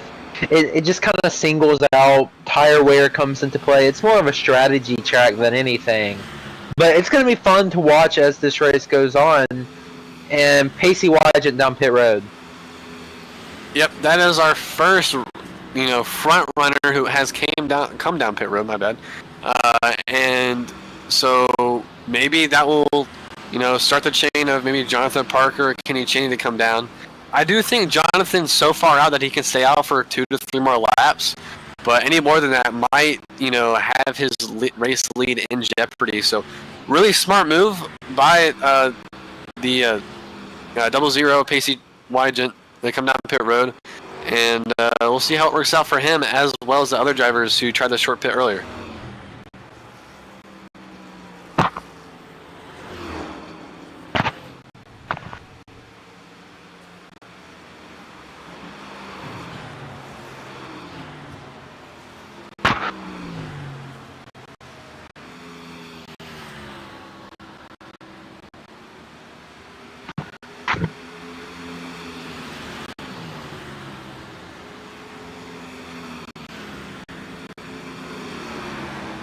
Keep in mind as a viewer that if we get a late race caution, we're not going to see a green-white checkered, as those are disabled in this series. And that's one of the things that makes this league unique compared to other iRacing leagues, is if there's a caution, it's back in the old days. We're not going to start it back. Maybe even IndyCar you could compare it to, F1. You're going to finish on the scheduled distance no matter what, and that's what makes it beautiful. Yep. Jonathan Parker and Kenny Chaney are both still on the racetrack. So as the 4-car of Jamil Hawkins, who just got passed for the 00, so now he is on the same lap as Pacey Wygen. So maybe he might come down pit road soon. But as Joseph Lester was just saying, no green white or green white checkers, no NASCAR overtime, as some people like to call it. So that might try to persuade some of these guys not to be so aggressive on corner exits so they don't spin out and cause the yellow. But as we saw earlier with the 94, sometimes the yellow doesn't come out, and from what I heard, sometimes it's up to the driver if they self-spin. If they want to, they can call it a caution. As looks like the number 4 is coming down the pit road this time by heard over the driver's scanner. So 4 cars now on pit road, and that leaves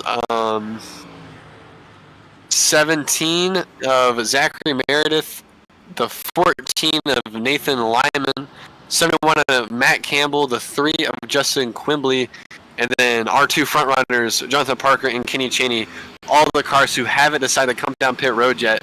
And now it's just all about when. I feel like the longer Jonathan Parker stays out on the racetrack, the more time he is losing to the guys who decide to short pit. But maybe this will work out. Maybe he knows something that we don't. Or maybe he just has that much more skill. It'll be really interesting to see how it plays out and when he's going to pit. But we are in lap 109 of 144. This race has flown by, and that's, in my opinion, one of the beauties of strategy racing. And when a strategy comes into play, you're anticipating what's going to happen next and who's going to pit next, and that just makes time go by really fast.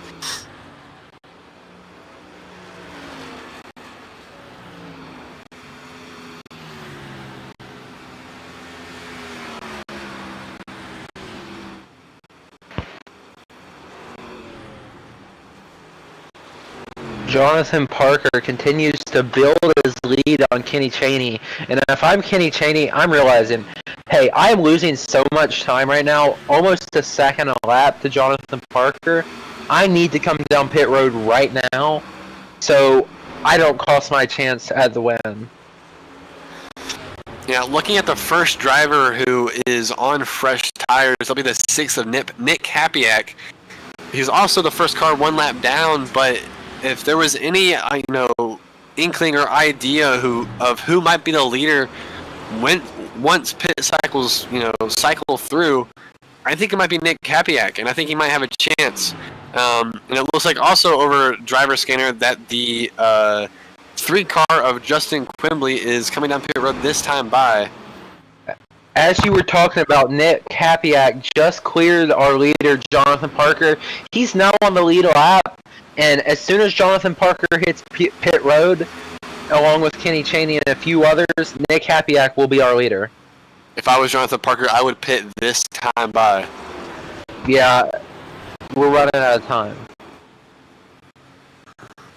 Jonathan Parker this time. Jonathan Parker to pit road this time.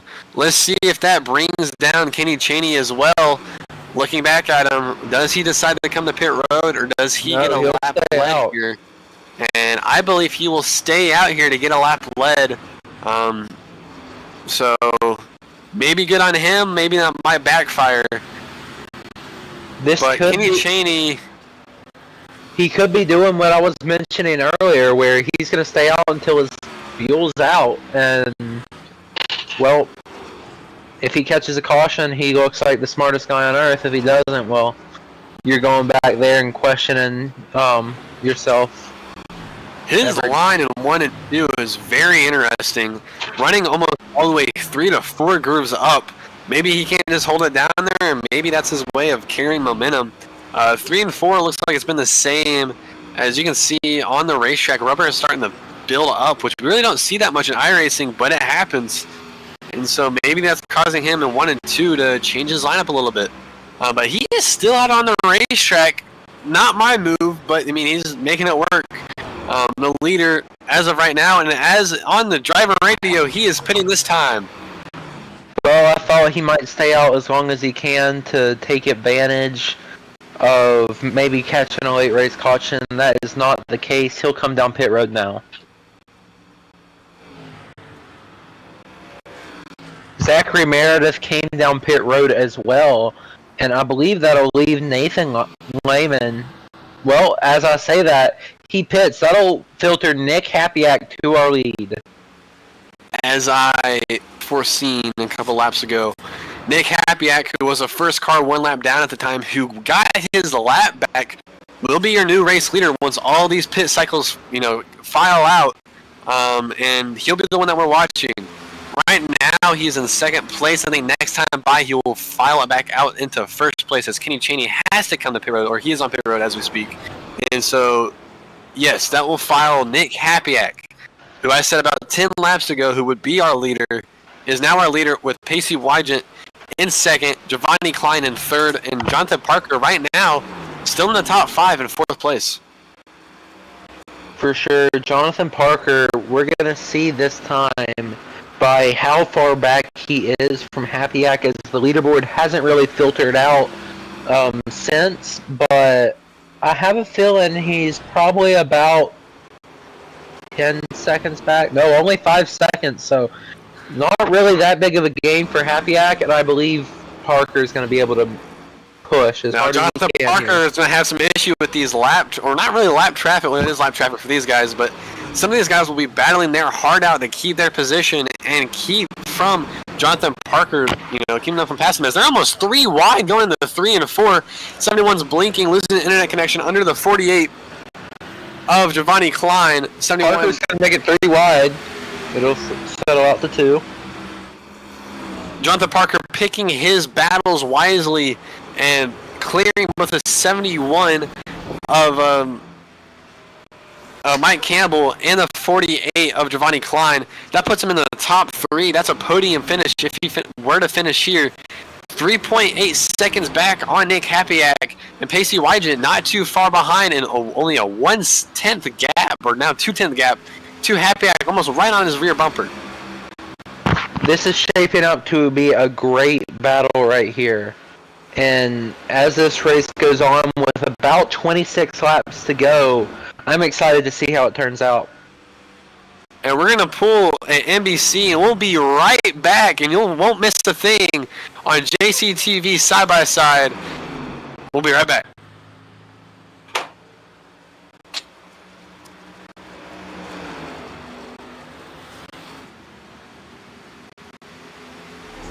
It's gonna be a drag race. Wow. They touch. Craven got him. It's over. Cinderella Fane is gonna win the Daytona 500. Back to the line. Big crash. Here they come. Checkered flag. Harvick. Kevin Harvick wins the Daytona 500.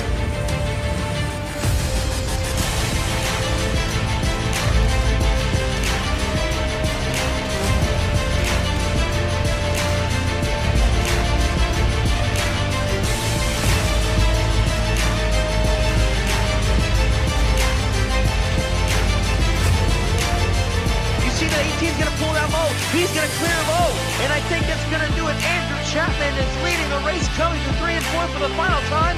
How about that to open the season? Andrew Chapman's going to win it here at Atlanta.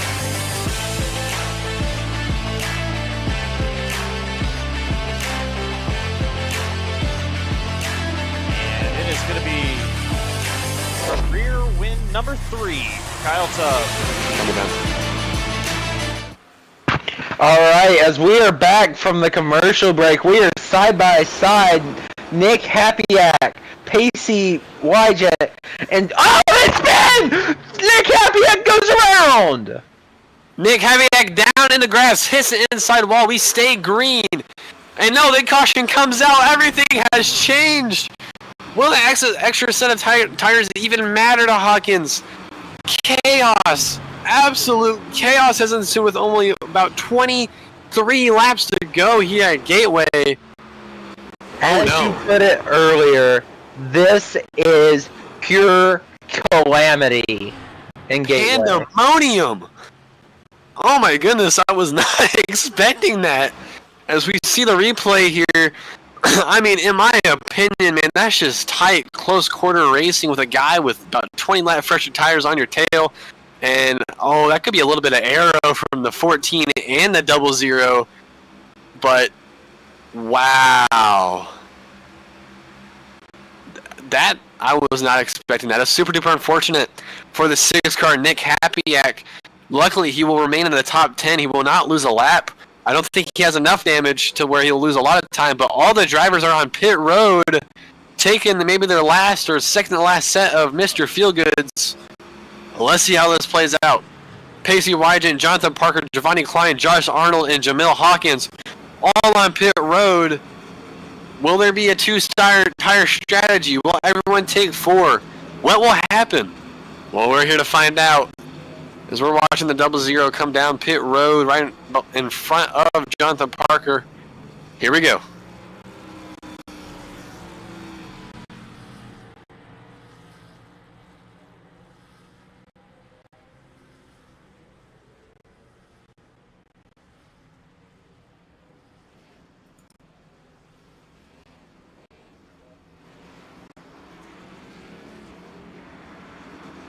And Jonathan Parker makes it off pit road first, but just wait a moment. Zachary Meredith will be a race leader as of right now. He stayed out. I don't know how old his tires are, but he might pull the winning strategy. Who knows? But he has to plan out his shoes cone properly, and he has to keep Jonathan Parker right behind him in his mirror. And it looks like Zachary has about 10-ish lap old tires, give or take the caution and give or take a couple easy laps. But Zachary Meredith will be your race leader, with Jonathan Parker behind him and Pacey Wygent behind Jonathan. And next time by, I believe we'll have our choose cone. So this will be interesting to watch play out. I mean, there's still it'll be about 19 laps to go at the green flag. Plenty of time for more chaos to ensue, more wrecks to happen. But I think Jonathan Parker played his strategy out right. I mean, he didn't lose but one spot, and now, I mean, he still has a chance to win it. And I think he might do it. If we had race picks, with 20 to go, he'd be my race pick. So that's a safe bet, honestly. But I'm excited to see what happens. I don't know about you, Joseph, but this is going to be really interesting. I'm also excited. If we were to do race picks, I'm going to go out there on a limb. This might be crazy, but I'm going to go Giovanni Khan. That is a wild pick there, Joseph. I mean, I'm not saying it's a bad pick. I'm just saying it's a wild card pick, man. Like, all right, we'll see what happens. I mean, I'm intrigued to see what the 48 will do. If he had this information, he might be driving like a madman now. Like, hey, I want to say that Joseph was right. I want to be the wild card pick. As we're at the choose cone, an interesting choice by Zachary Meredith to choose the outside lane as preferred, or the leading lane here on this restart. Well, if you ask me, I'm never wrong. So Giovanni Khan is obviously gonna win because I said he is. I've never been wrong. My betting advice is the best. You can't beat me, honestly. Well, we'll see how this plays out as we have Zachary Meredith on the outside and Jonathan Parker on the inside. Lined up behind Zachary Meredith is Pacey Wygant, and lined up behind Jonathan Parker is Giovanni Klein. These drivers are pacing down the back straightaway. I bet you a couple of these guys are nervous out of their mind. We have 1, 2, 3, 4, 5, 6, 7 rows back. We've had some cautions here. 13 cars on the lead lap. These cars going through 3 and 4, maybe, just maybe for the final time. We will see the iRacing pace car pulling off down the pit lane. These drivers anxiously waiting for the green flag. And the green flag is back in the air here at Gateway. As they head into one, you're going to look at Jonathan Parker clear Zachary Meredith. Zachary Meredith able to hold on to second, though, on Pacey Wygant. I still don't understand why he chose the outside line. Maybe he has a plan.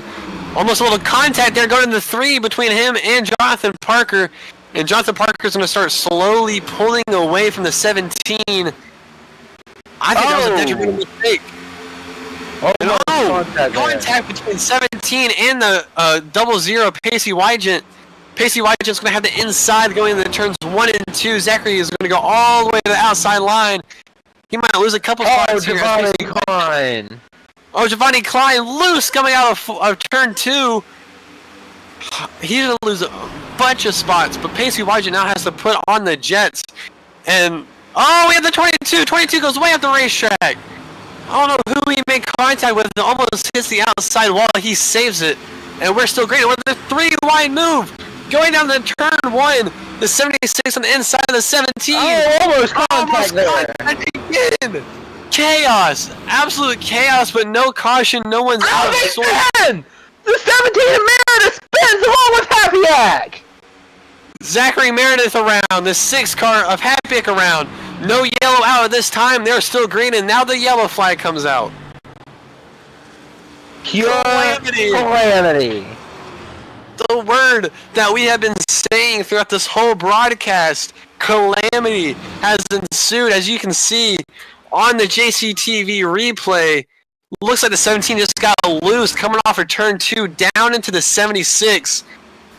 And then the 6 car, oh my goodness, clips the 17, sends him spinning, and everyone behind him scatters.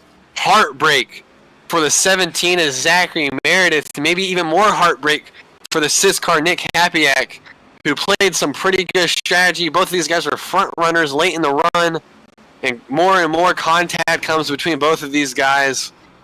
And the 6 car's night went from bad to worse. as both of these drivers will bring it down pit road, as along with a couple other drivers that were kind of up in the field. And I don't want to be wrong. Oh, I think that was a chance missed by Jamil Hawkins to take another set of tires there. He had 2 extra sets, so why not just take it? He'll be sitting in 3rd place behind Pacey Wygant and Jonathan Parker. I mean, holy mackerel, this is insane.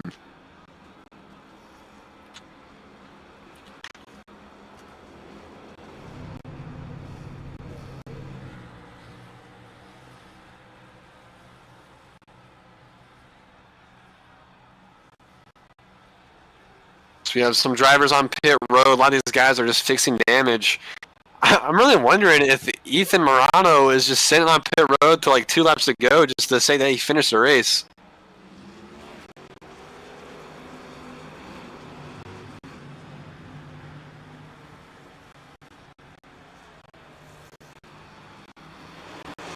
Well, as my producer tells me, that he can't do that, so he's done for the night. Guess he's just watching his teammates go at it here. I think we are about to come to 2 to go to green. I don't know. It's kind of hard to tell from the broadcast booth. Maybe they'll come to the choose here. I'm watching the leaders intently, seeing what their movements are. They'll all tell us if they start moving all around the racetrack. I believe it'll be 2 to green here at the line. Yeah. 2 to green here at the line. Well, 14 laps to go. That last about 5 laps was pretty insane. Jonathan Parker took the lead there, and I'm still trying to figure out why Zachary took the outside there on the restart. Maybe he thought he was going to get a better jump. Older tires, a little bit of wheel spin, so maybe that was a detrimental mistake on his part. But that might actually be a big break for Wygant and Hawkins and Cheney. They get another go at it. I know the 76 has a little bit of damage on his right side after getting hit in the door in the last yellow. So we'll see what happens. This could go really, really good for some drivers, and it can go really, really bad for others. And so this choose coming up will be very pivotal for at least one of these guys. And if I were Pacey Wygant, I'm not. I might actually choose behind Jonathan Parker. Give him a little boot, scoot, and boogie in one of these corners and get the lead. That might be dirty to some others, but to me, that's clean, hard racing for the win. So, be interesting to see this choose coming up, see where drivers go.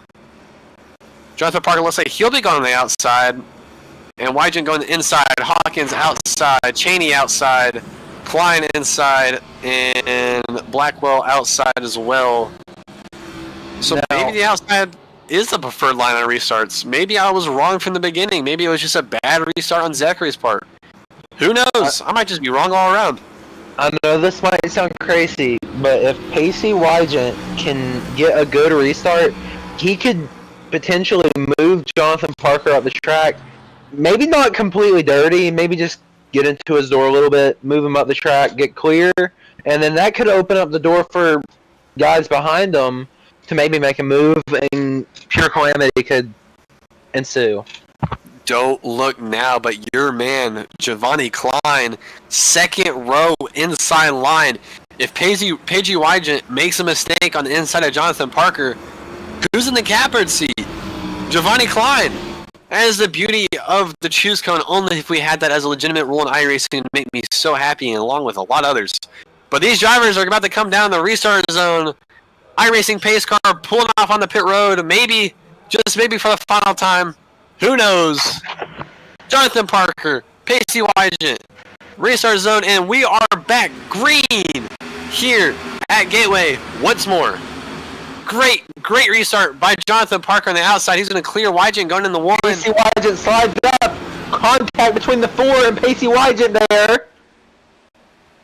And they're battling hard for 2nd. Jonathan Parker looking in his mirror and saying, yes, please, keep doing that. Keep fighting. Let him run away with it. A 3/10 gap back to Wygant. Wygant with a little bit of a lunge going into 3 and 4. It seems like we only have a couple laps to go, but we still have 12 laps to go coming to 11. Jonathan Parker now with a 4/10 gap on Wygant. Good battle for 2nd between Hawkins and Cheney.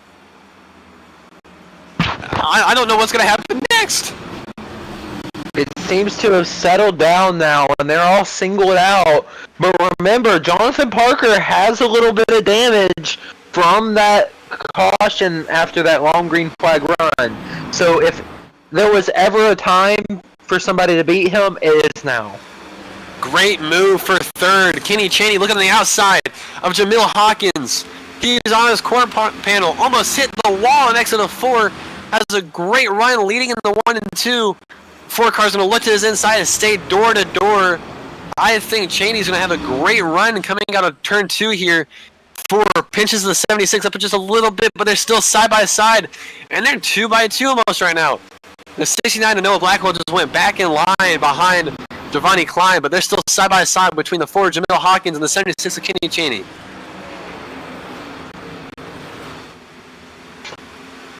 Jamil Hawkins side by side now with Kenny Chaney.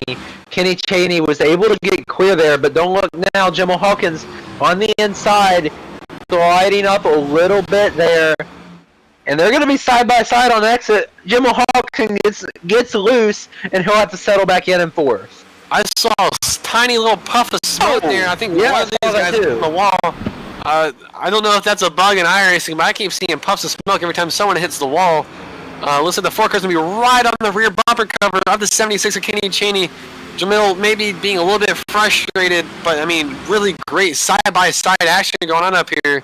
A little bit of a send going into turns 1 and 2. Looks like Kenny Chaney's going to have that spot.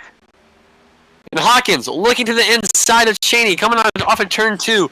They're going to be side-by-side going down the back straightaway. It almost sounds like this is a race for the win, but this is only for third. This is going to be for a podium finish. Great send down into the turns 3 and 4 by the 4. Trying to gas it up as fast as he can without spinning the rear tires. Door to door coming off of turn 4. Kenny Chaney was able to pinch the 4 of Jamil Hawkins down on that apron, and he was able to get the run off, but it looks like Hawkins is a little frustrated as he's almost touching there. I think Jamil might be thinking about a little boot, scoot, and boogie as I was talking about earlier, but don't look now. The gap between Parker and Wygant is only about 5/10. It keeps fluctuating. 5/10, 6/10, 4/10. Does Wygant have anything? With coming to 6 laps to go, what will happen? Will they even have a chance? As we continue to look back on this battle for third, we have Kenny Chaney and Jamil Hawkins still battling out. Almost looks like Jamil wants to make contact, wants to get the bump and run, but he's just really not giving much of an inch on his rear bumper. Looking to the inside again here. Oh, we have a car almost around in the back. I don't know who that is. That'll be Quimby. Got really out of shape coming off of turn 4. What a save. A little bit on the inside of the wall, but we will stay green as the gap remains 5/10 from Parker to Wygant, and a tight battle for third between Jamil Hawkins and Kenny Chaney. Hawkins looking to the inside of Chaney. Oh, and a contact! Contact! And Chaney goes around. Got him! Caution! Caution! That could be the race. As we reminded y'all earlier, there are no green-white checkers. Will the race officials say 1 lap shootout? I don't know if the race is over. I don't think we have time for another restart. It is all up to the racing admins here in the Di9 Designs NAOR series. Holy crap! I think Jonathan Parker might have just won this thing. Well, if there was any doubt, it was false. Or if there was any hope for a Pacey Wygant win, it was a false hope. Because I believe the race is now over, and that'll leave Jonathan Parker as your winner. As we're looking at the replays here, you saw the contact between the 4 of Jamil Hawkins and the 76 of Kenny Chaney. No! What was that, Joseph? Somebody just spun. I believe it was Josh Arnold.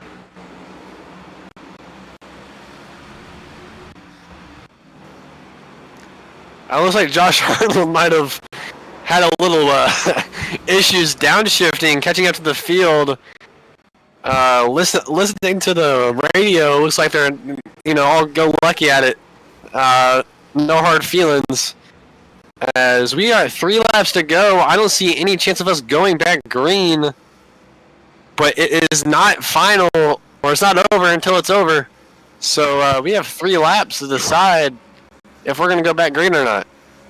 Well, if you're Jonathan Parker, you just don't want to come down pit road early. You don't want to forget there's still an extra lap out there. You do not want to pull a Mark Martin. Do not pull a Mark Martin. Jonathan, if you hear us, do not pit. I know you can't hear us, but maybe you're watching the broadcast. Do not pit. Jonathan Pitt.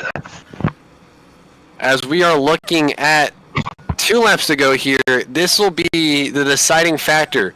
Will iRacing say a natural green-white checkered, or will it be something else? Who knows?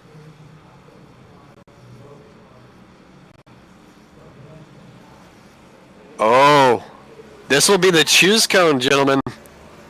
This will be the choose cone here. What will Jonathan Parker do? And what will Pacey Widget do? Oh, maybe not. Oh, maybe not. I thought it was be a choose cone. Oh, no. If there was any hope, that would have been it. I think Jonathan Parker is our winner. Well, Joseph, do you think the race is over? I believe it is. Pace car lights are still on.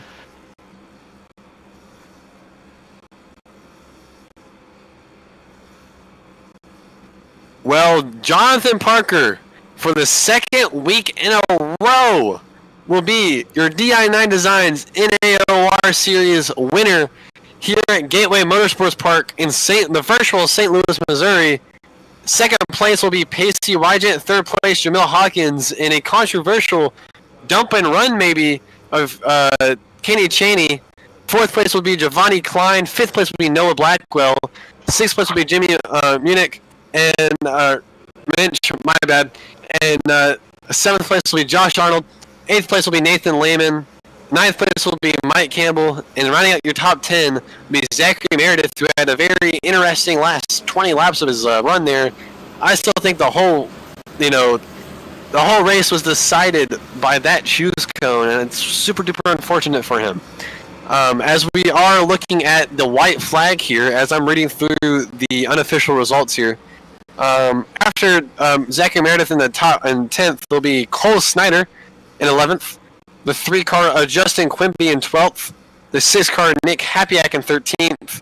And rounding out your lead lap cars will be Kenny Chaney in 14th. It actually looks like he's not on the lead lap. Looks like he is already alt F4'd, or either that or he has towed.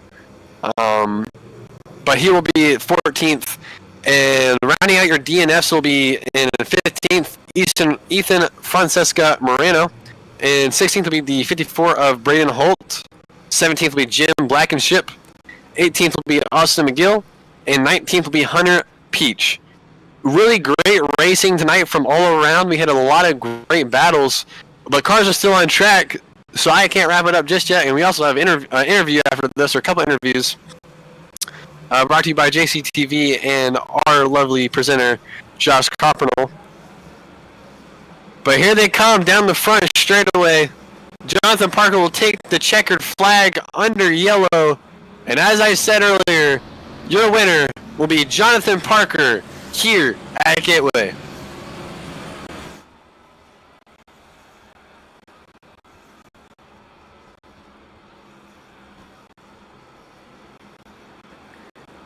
That is amazing. Jonathan Parker wins 3 out of the so far 4 races done this season. And when I was told the 14th season of NAOR, huge props to Jonathan Parker and everyone on his team. I know it's a fixed setup race, but I mean, it takes a lot of time and effort to practice this racetrack in these conditions. These drivers are scared to tow the car behind the pace car. I don't blame them. I've had that fear before.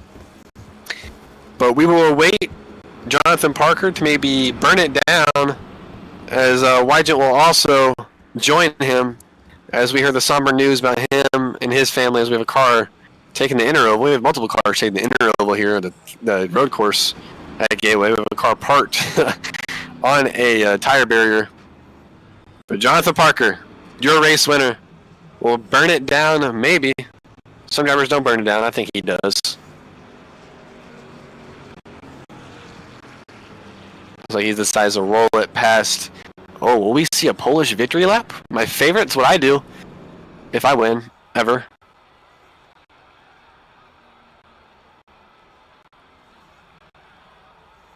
It looks like he'll park it on the wall and burn down the tires. Don't let it catch on fire. As we've seen some guys do in real life. We can't do that on iRacing, but imagine. Jonathan Parker, your winner. Burning it down on the front straightaway here at Gateway. As we see the 00 also burning it down over there. Again, prayers for him and his family. I think him finishing second, I think that's pretty good for him, and I think he's very happy to do that. Race an amazing race, and I think we'll hear an interview from him at some point later on. But here comes a Polish victory lap, part of Jonathan Parker's victory celebration. He virtually waves to the fans in the sold-out crowd here at Gateway. Some don't know this, but I guess it could be global knowledge. I was actually born in St. Louis, so in all technicality, this is my actual home track. So it's great to be, broadcasting, help out with the broadcast here in JCTV. They put on amazing shows every single week and every single series that they broadcast, and just super thankful for everyone at JCTV and also NAOR. We will be getting Jonathan Parker into the broadcast booth shortly, and we'll just continue to watch him do his Polish victory lap.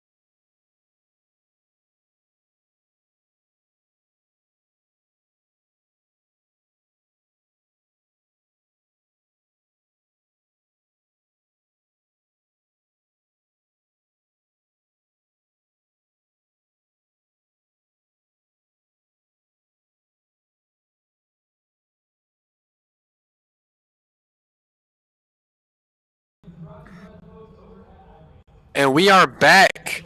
I am here sitting in virtual victory lane with our winner, Jonathan Parker.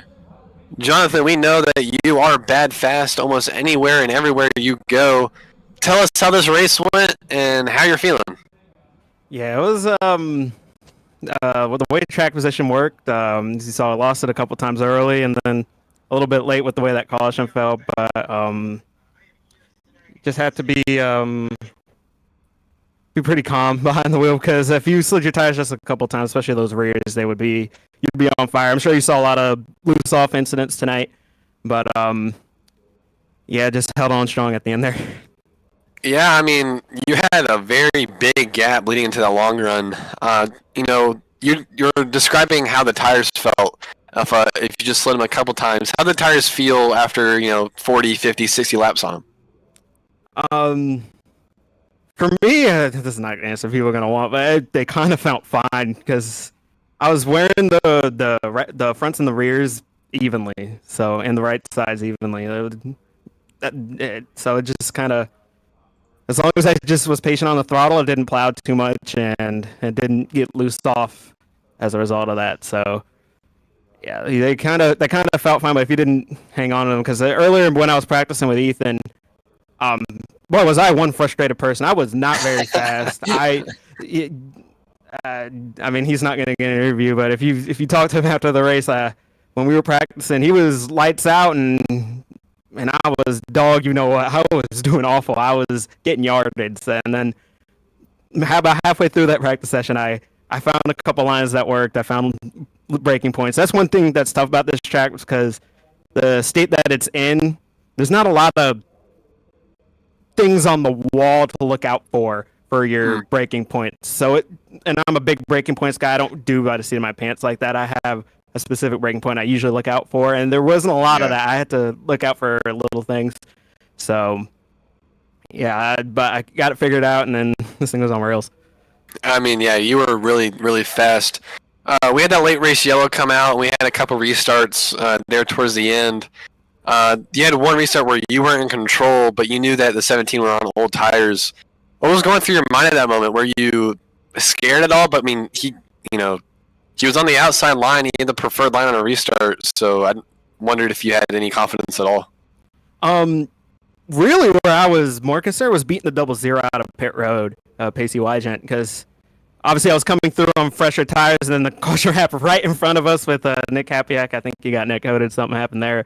But going into pit road, obviously he had the position on me, and I was like, "Well, crap!" Starting the second row is not going to be fun. So getting that position on him was really big. I took advantage of the timelines pretty well, and but then once I got to the restart, I was actually confident, because earlier in the race, I think it was Jamil Hawkinson stayed out, and I was on the front row with him, and I cleared him the first lap. So I had a feeling it would be kind of a mirror image of that. It was. Yeah, man. Some of those restarts are really crazy. Josh had a couple audio issues early, so me and my friend Joseph took it away for the rest of the night, and we were screaming at some points with all the chaos. But you were up front, so you really didn't have to worry about much of it. And yeah, man. We're all not really that surprised that you won this race. You've been really fast all year, and I've seen you in other leagues and other series, and you're fast there too. And sometimes I think it's unfair, to be honest, but that's just me. But is there anybody that you want to shout out here, on JCTV? I wonder if you have any sponsors with how good you are. I'm not on a team, but something that's more serious, bigger than racing, bigger than iRacing, bigger than anything. The namesake of the race is for Pacey Wygent's sponsor, Highlight Sophia, and she had passed away earlier this week. So this race is all in memory of her, and I'm not sure if y'all caught it. Pacey did some burnouts in memory of her. So first and foremost, shout out to her. And I'll give a shout out to the sponsor of my car, also the Faith Fight Finish Foundation. That's Dak Prescott's foundation. He won the Walter Payton Man of the Year award for the work he does for this. So if you want to donate to them or see what they're about, go to faithfightfinish.org. And shout out to everybody. And we were in a Discord call earlier, so shout out to them for keeping me calm. They were updating me on the NBA games too, so that was pretty cool. Nice. Sorry, Knicks fans.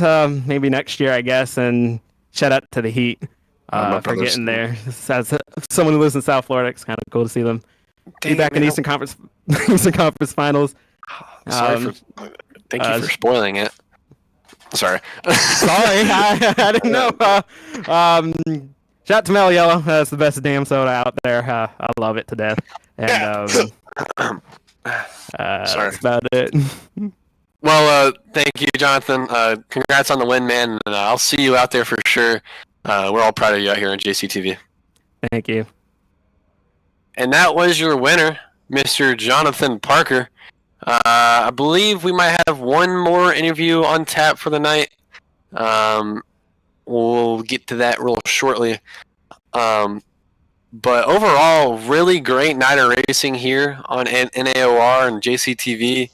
A lot of hard battles, a lot of loose race cars, and it was really, really fun to watch these guys duke it out. 13 out of the 19 drivers finishing on the lead lap is pretty good, and it was really awesome to watch from here in the broadcast booth. Joseph had to leave, unfortunately, but I bet you'd have some pretty nice words to say as well. But we're gonna try to get maybe one more interview. If there's not, I'll definitely send y'all off. And but as of right now, we'll be right back.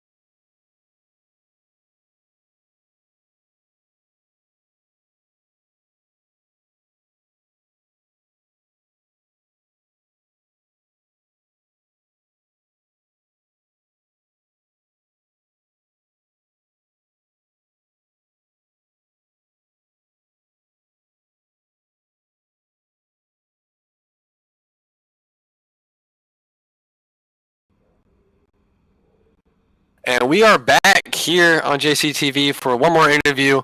Our second place finisher, Pacey Wygant, who this whole race was for him and his family. Pacey, you raced a heck of a race. I bet you finishing second feels pretty good. Just tell you the emotions that you were going throughout the race and how your race went. I probably had the most heart going into the race. I don't know.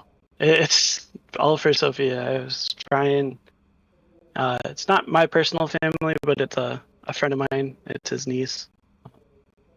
She just had a really rare cancer, and she was battling it since, I believe, July of 2021, and finally succumbed to it here.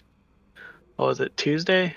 The 9th. And so this first off was just all for her. Thank you to everybody who took part in making this race happen. I mean, I know we were going here anyways, but last second changes to make it all about her. I really wanted that one. I was thinking about maybe if I could go close enough to Parker to give him the old bumper, but I didn't want to wreck him. And he was just class of the field all night. So congrats to him, and huge shout out to him for actually including Sophia in his interview there. It means a lot.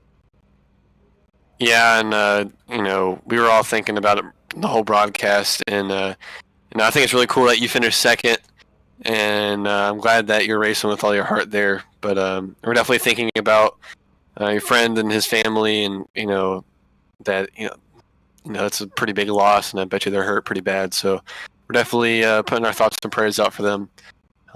But is there anybody else you want to shout out before we let you go for the night? my fiance, she was watching all night. You guys for broadcasting, J-Pod and Nick Hapiak for putting this all together, and Sophia's the main one though. Yeah, Fly high. for sure. Yep, fly high, Sophia. Well, thank you, man, and congrats on the second place finish, and we'll see you next week. Thank you. That was your second place finisher, Pacey Wygant. He was talking about Sophia and how this whole race was around her, and he definitely raced with a lot of heart tonight, and we are very thankful for that. Well, that wraps up our broadcast here on JCTV. Wild night of racing at Gateway Motorsports Park in virtual St. Louis, Missouri. A lot of ups and downs, a lot of strategy, a lot of long run we had there. We just appreciate everyone at NAOR for what they do and allowing us on JCTV to broadcast this.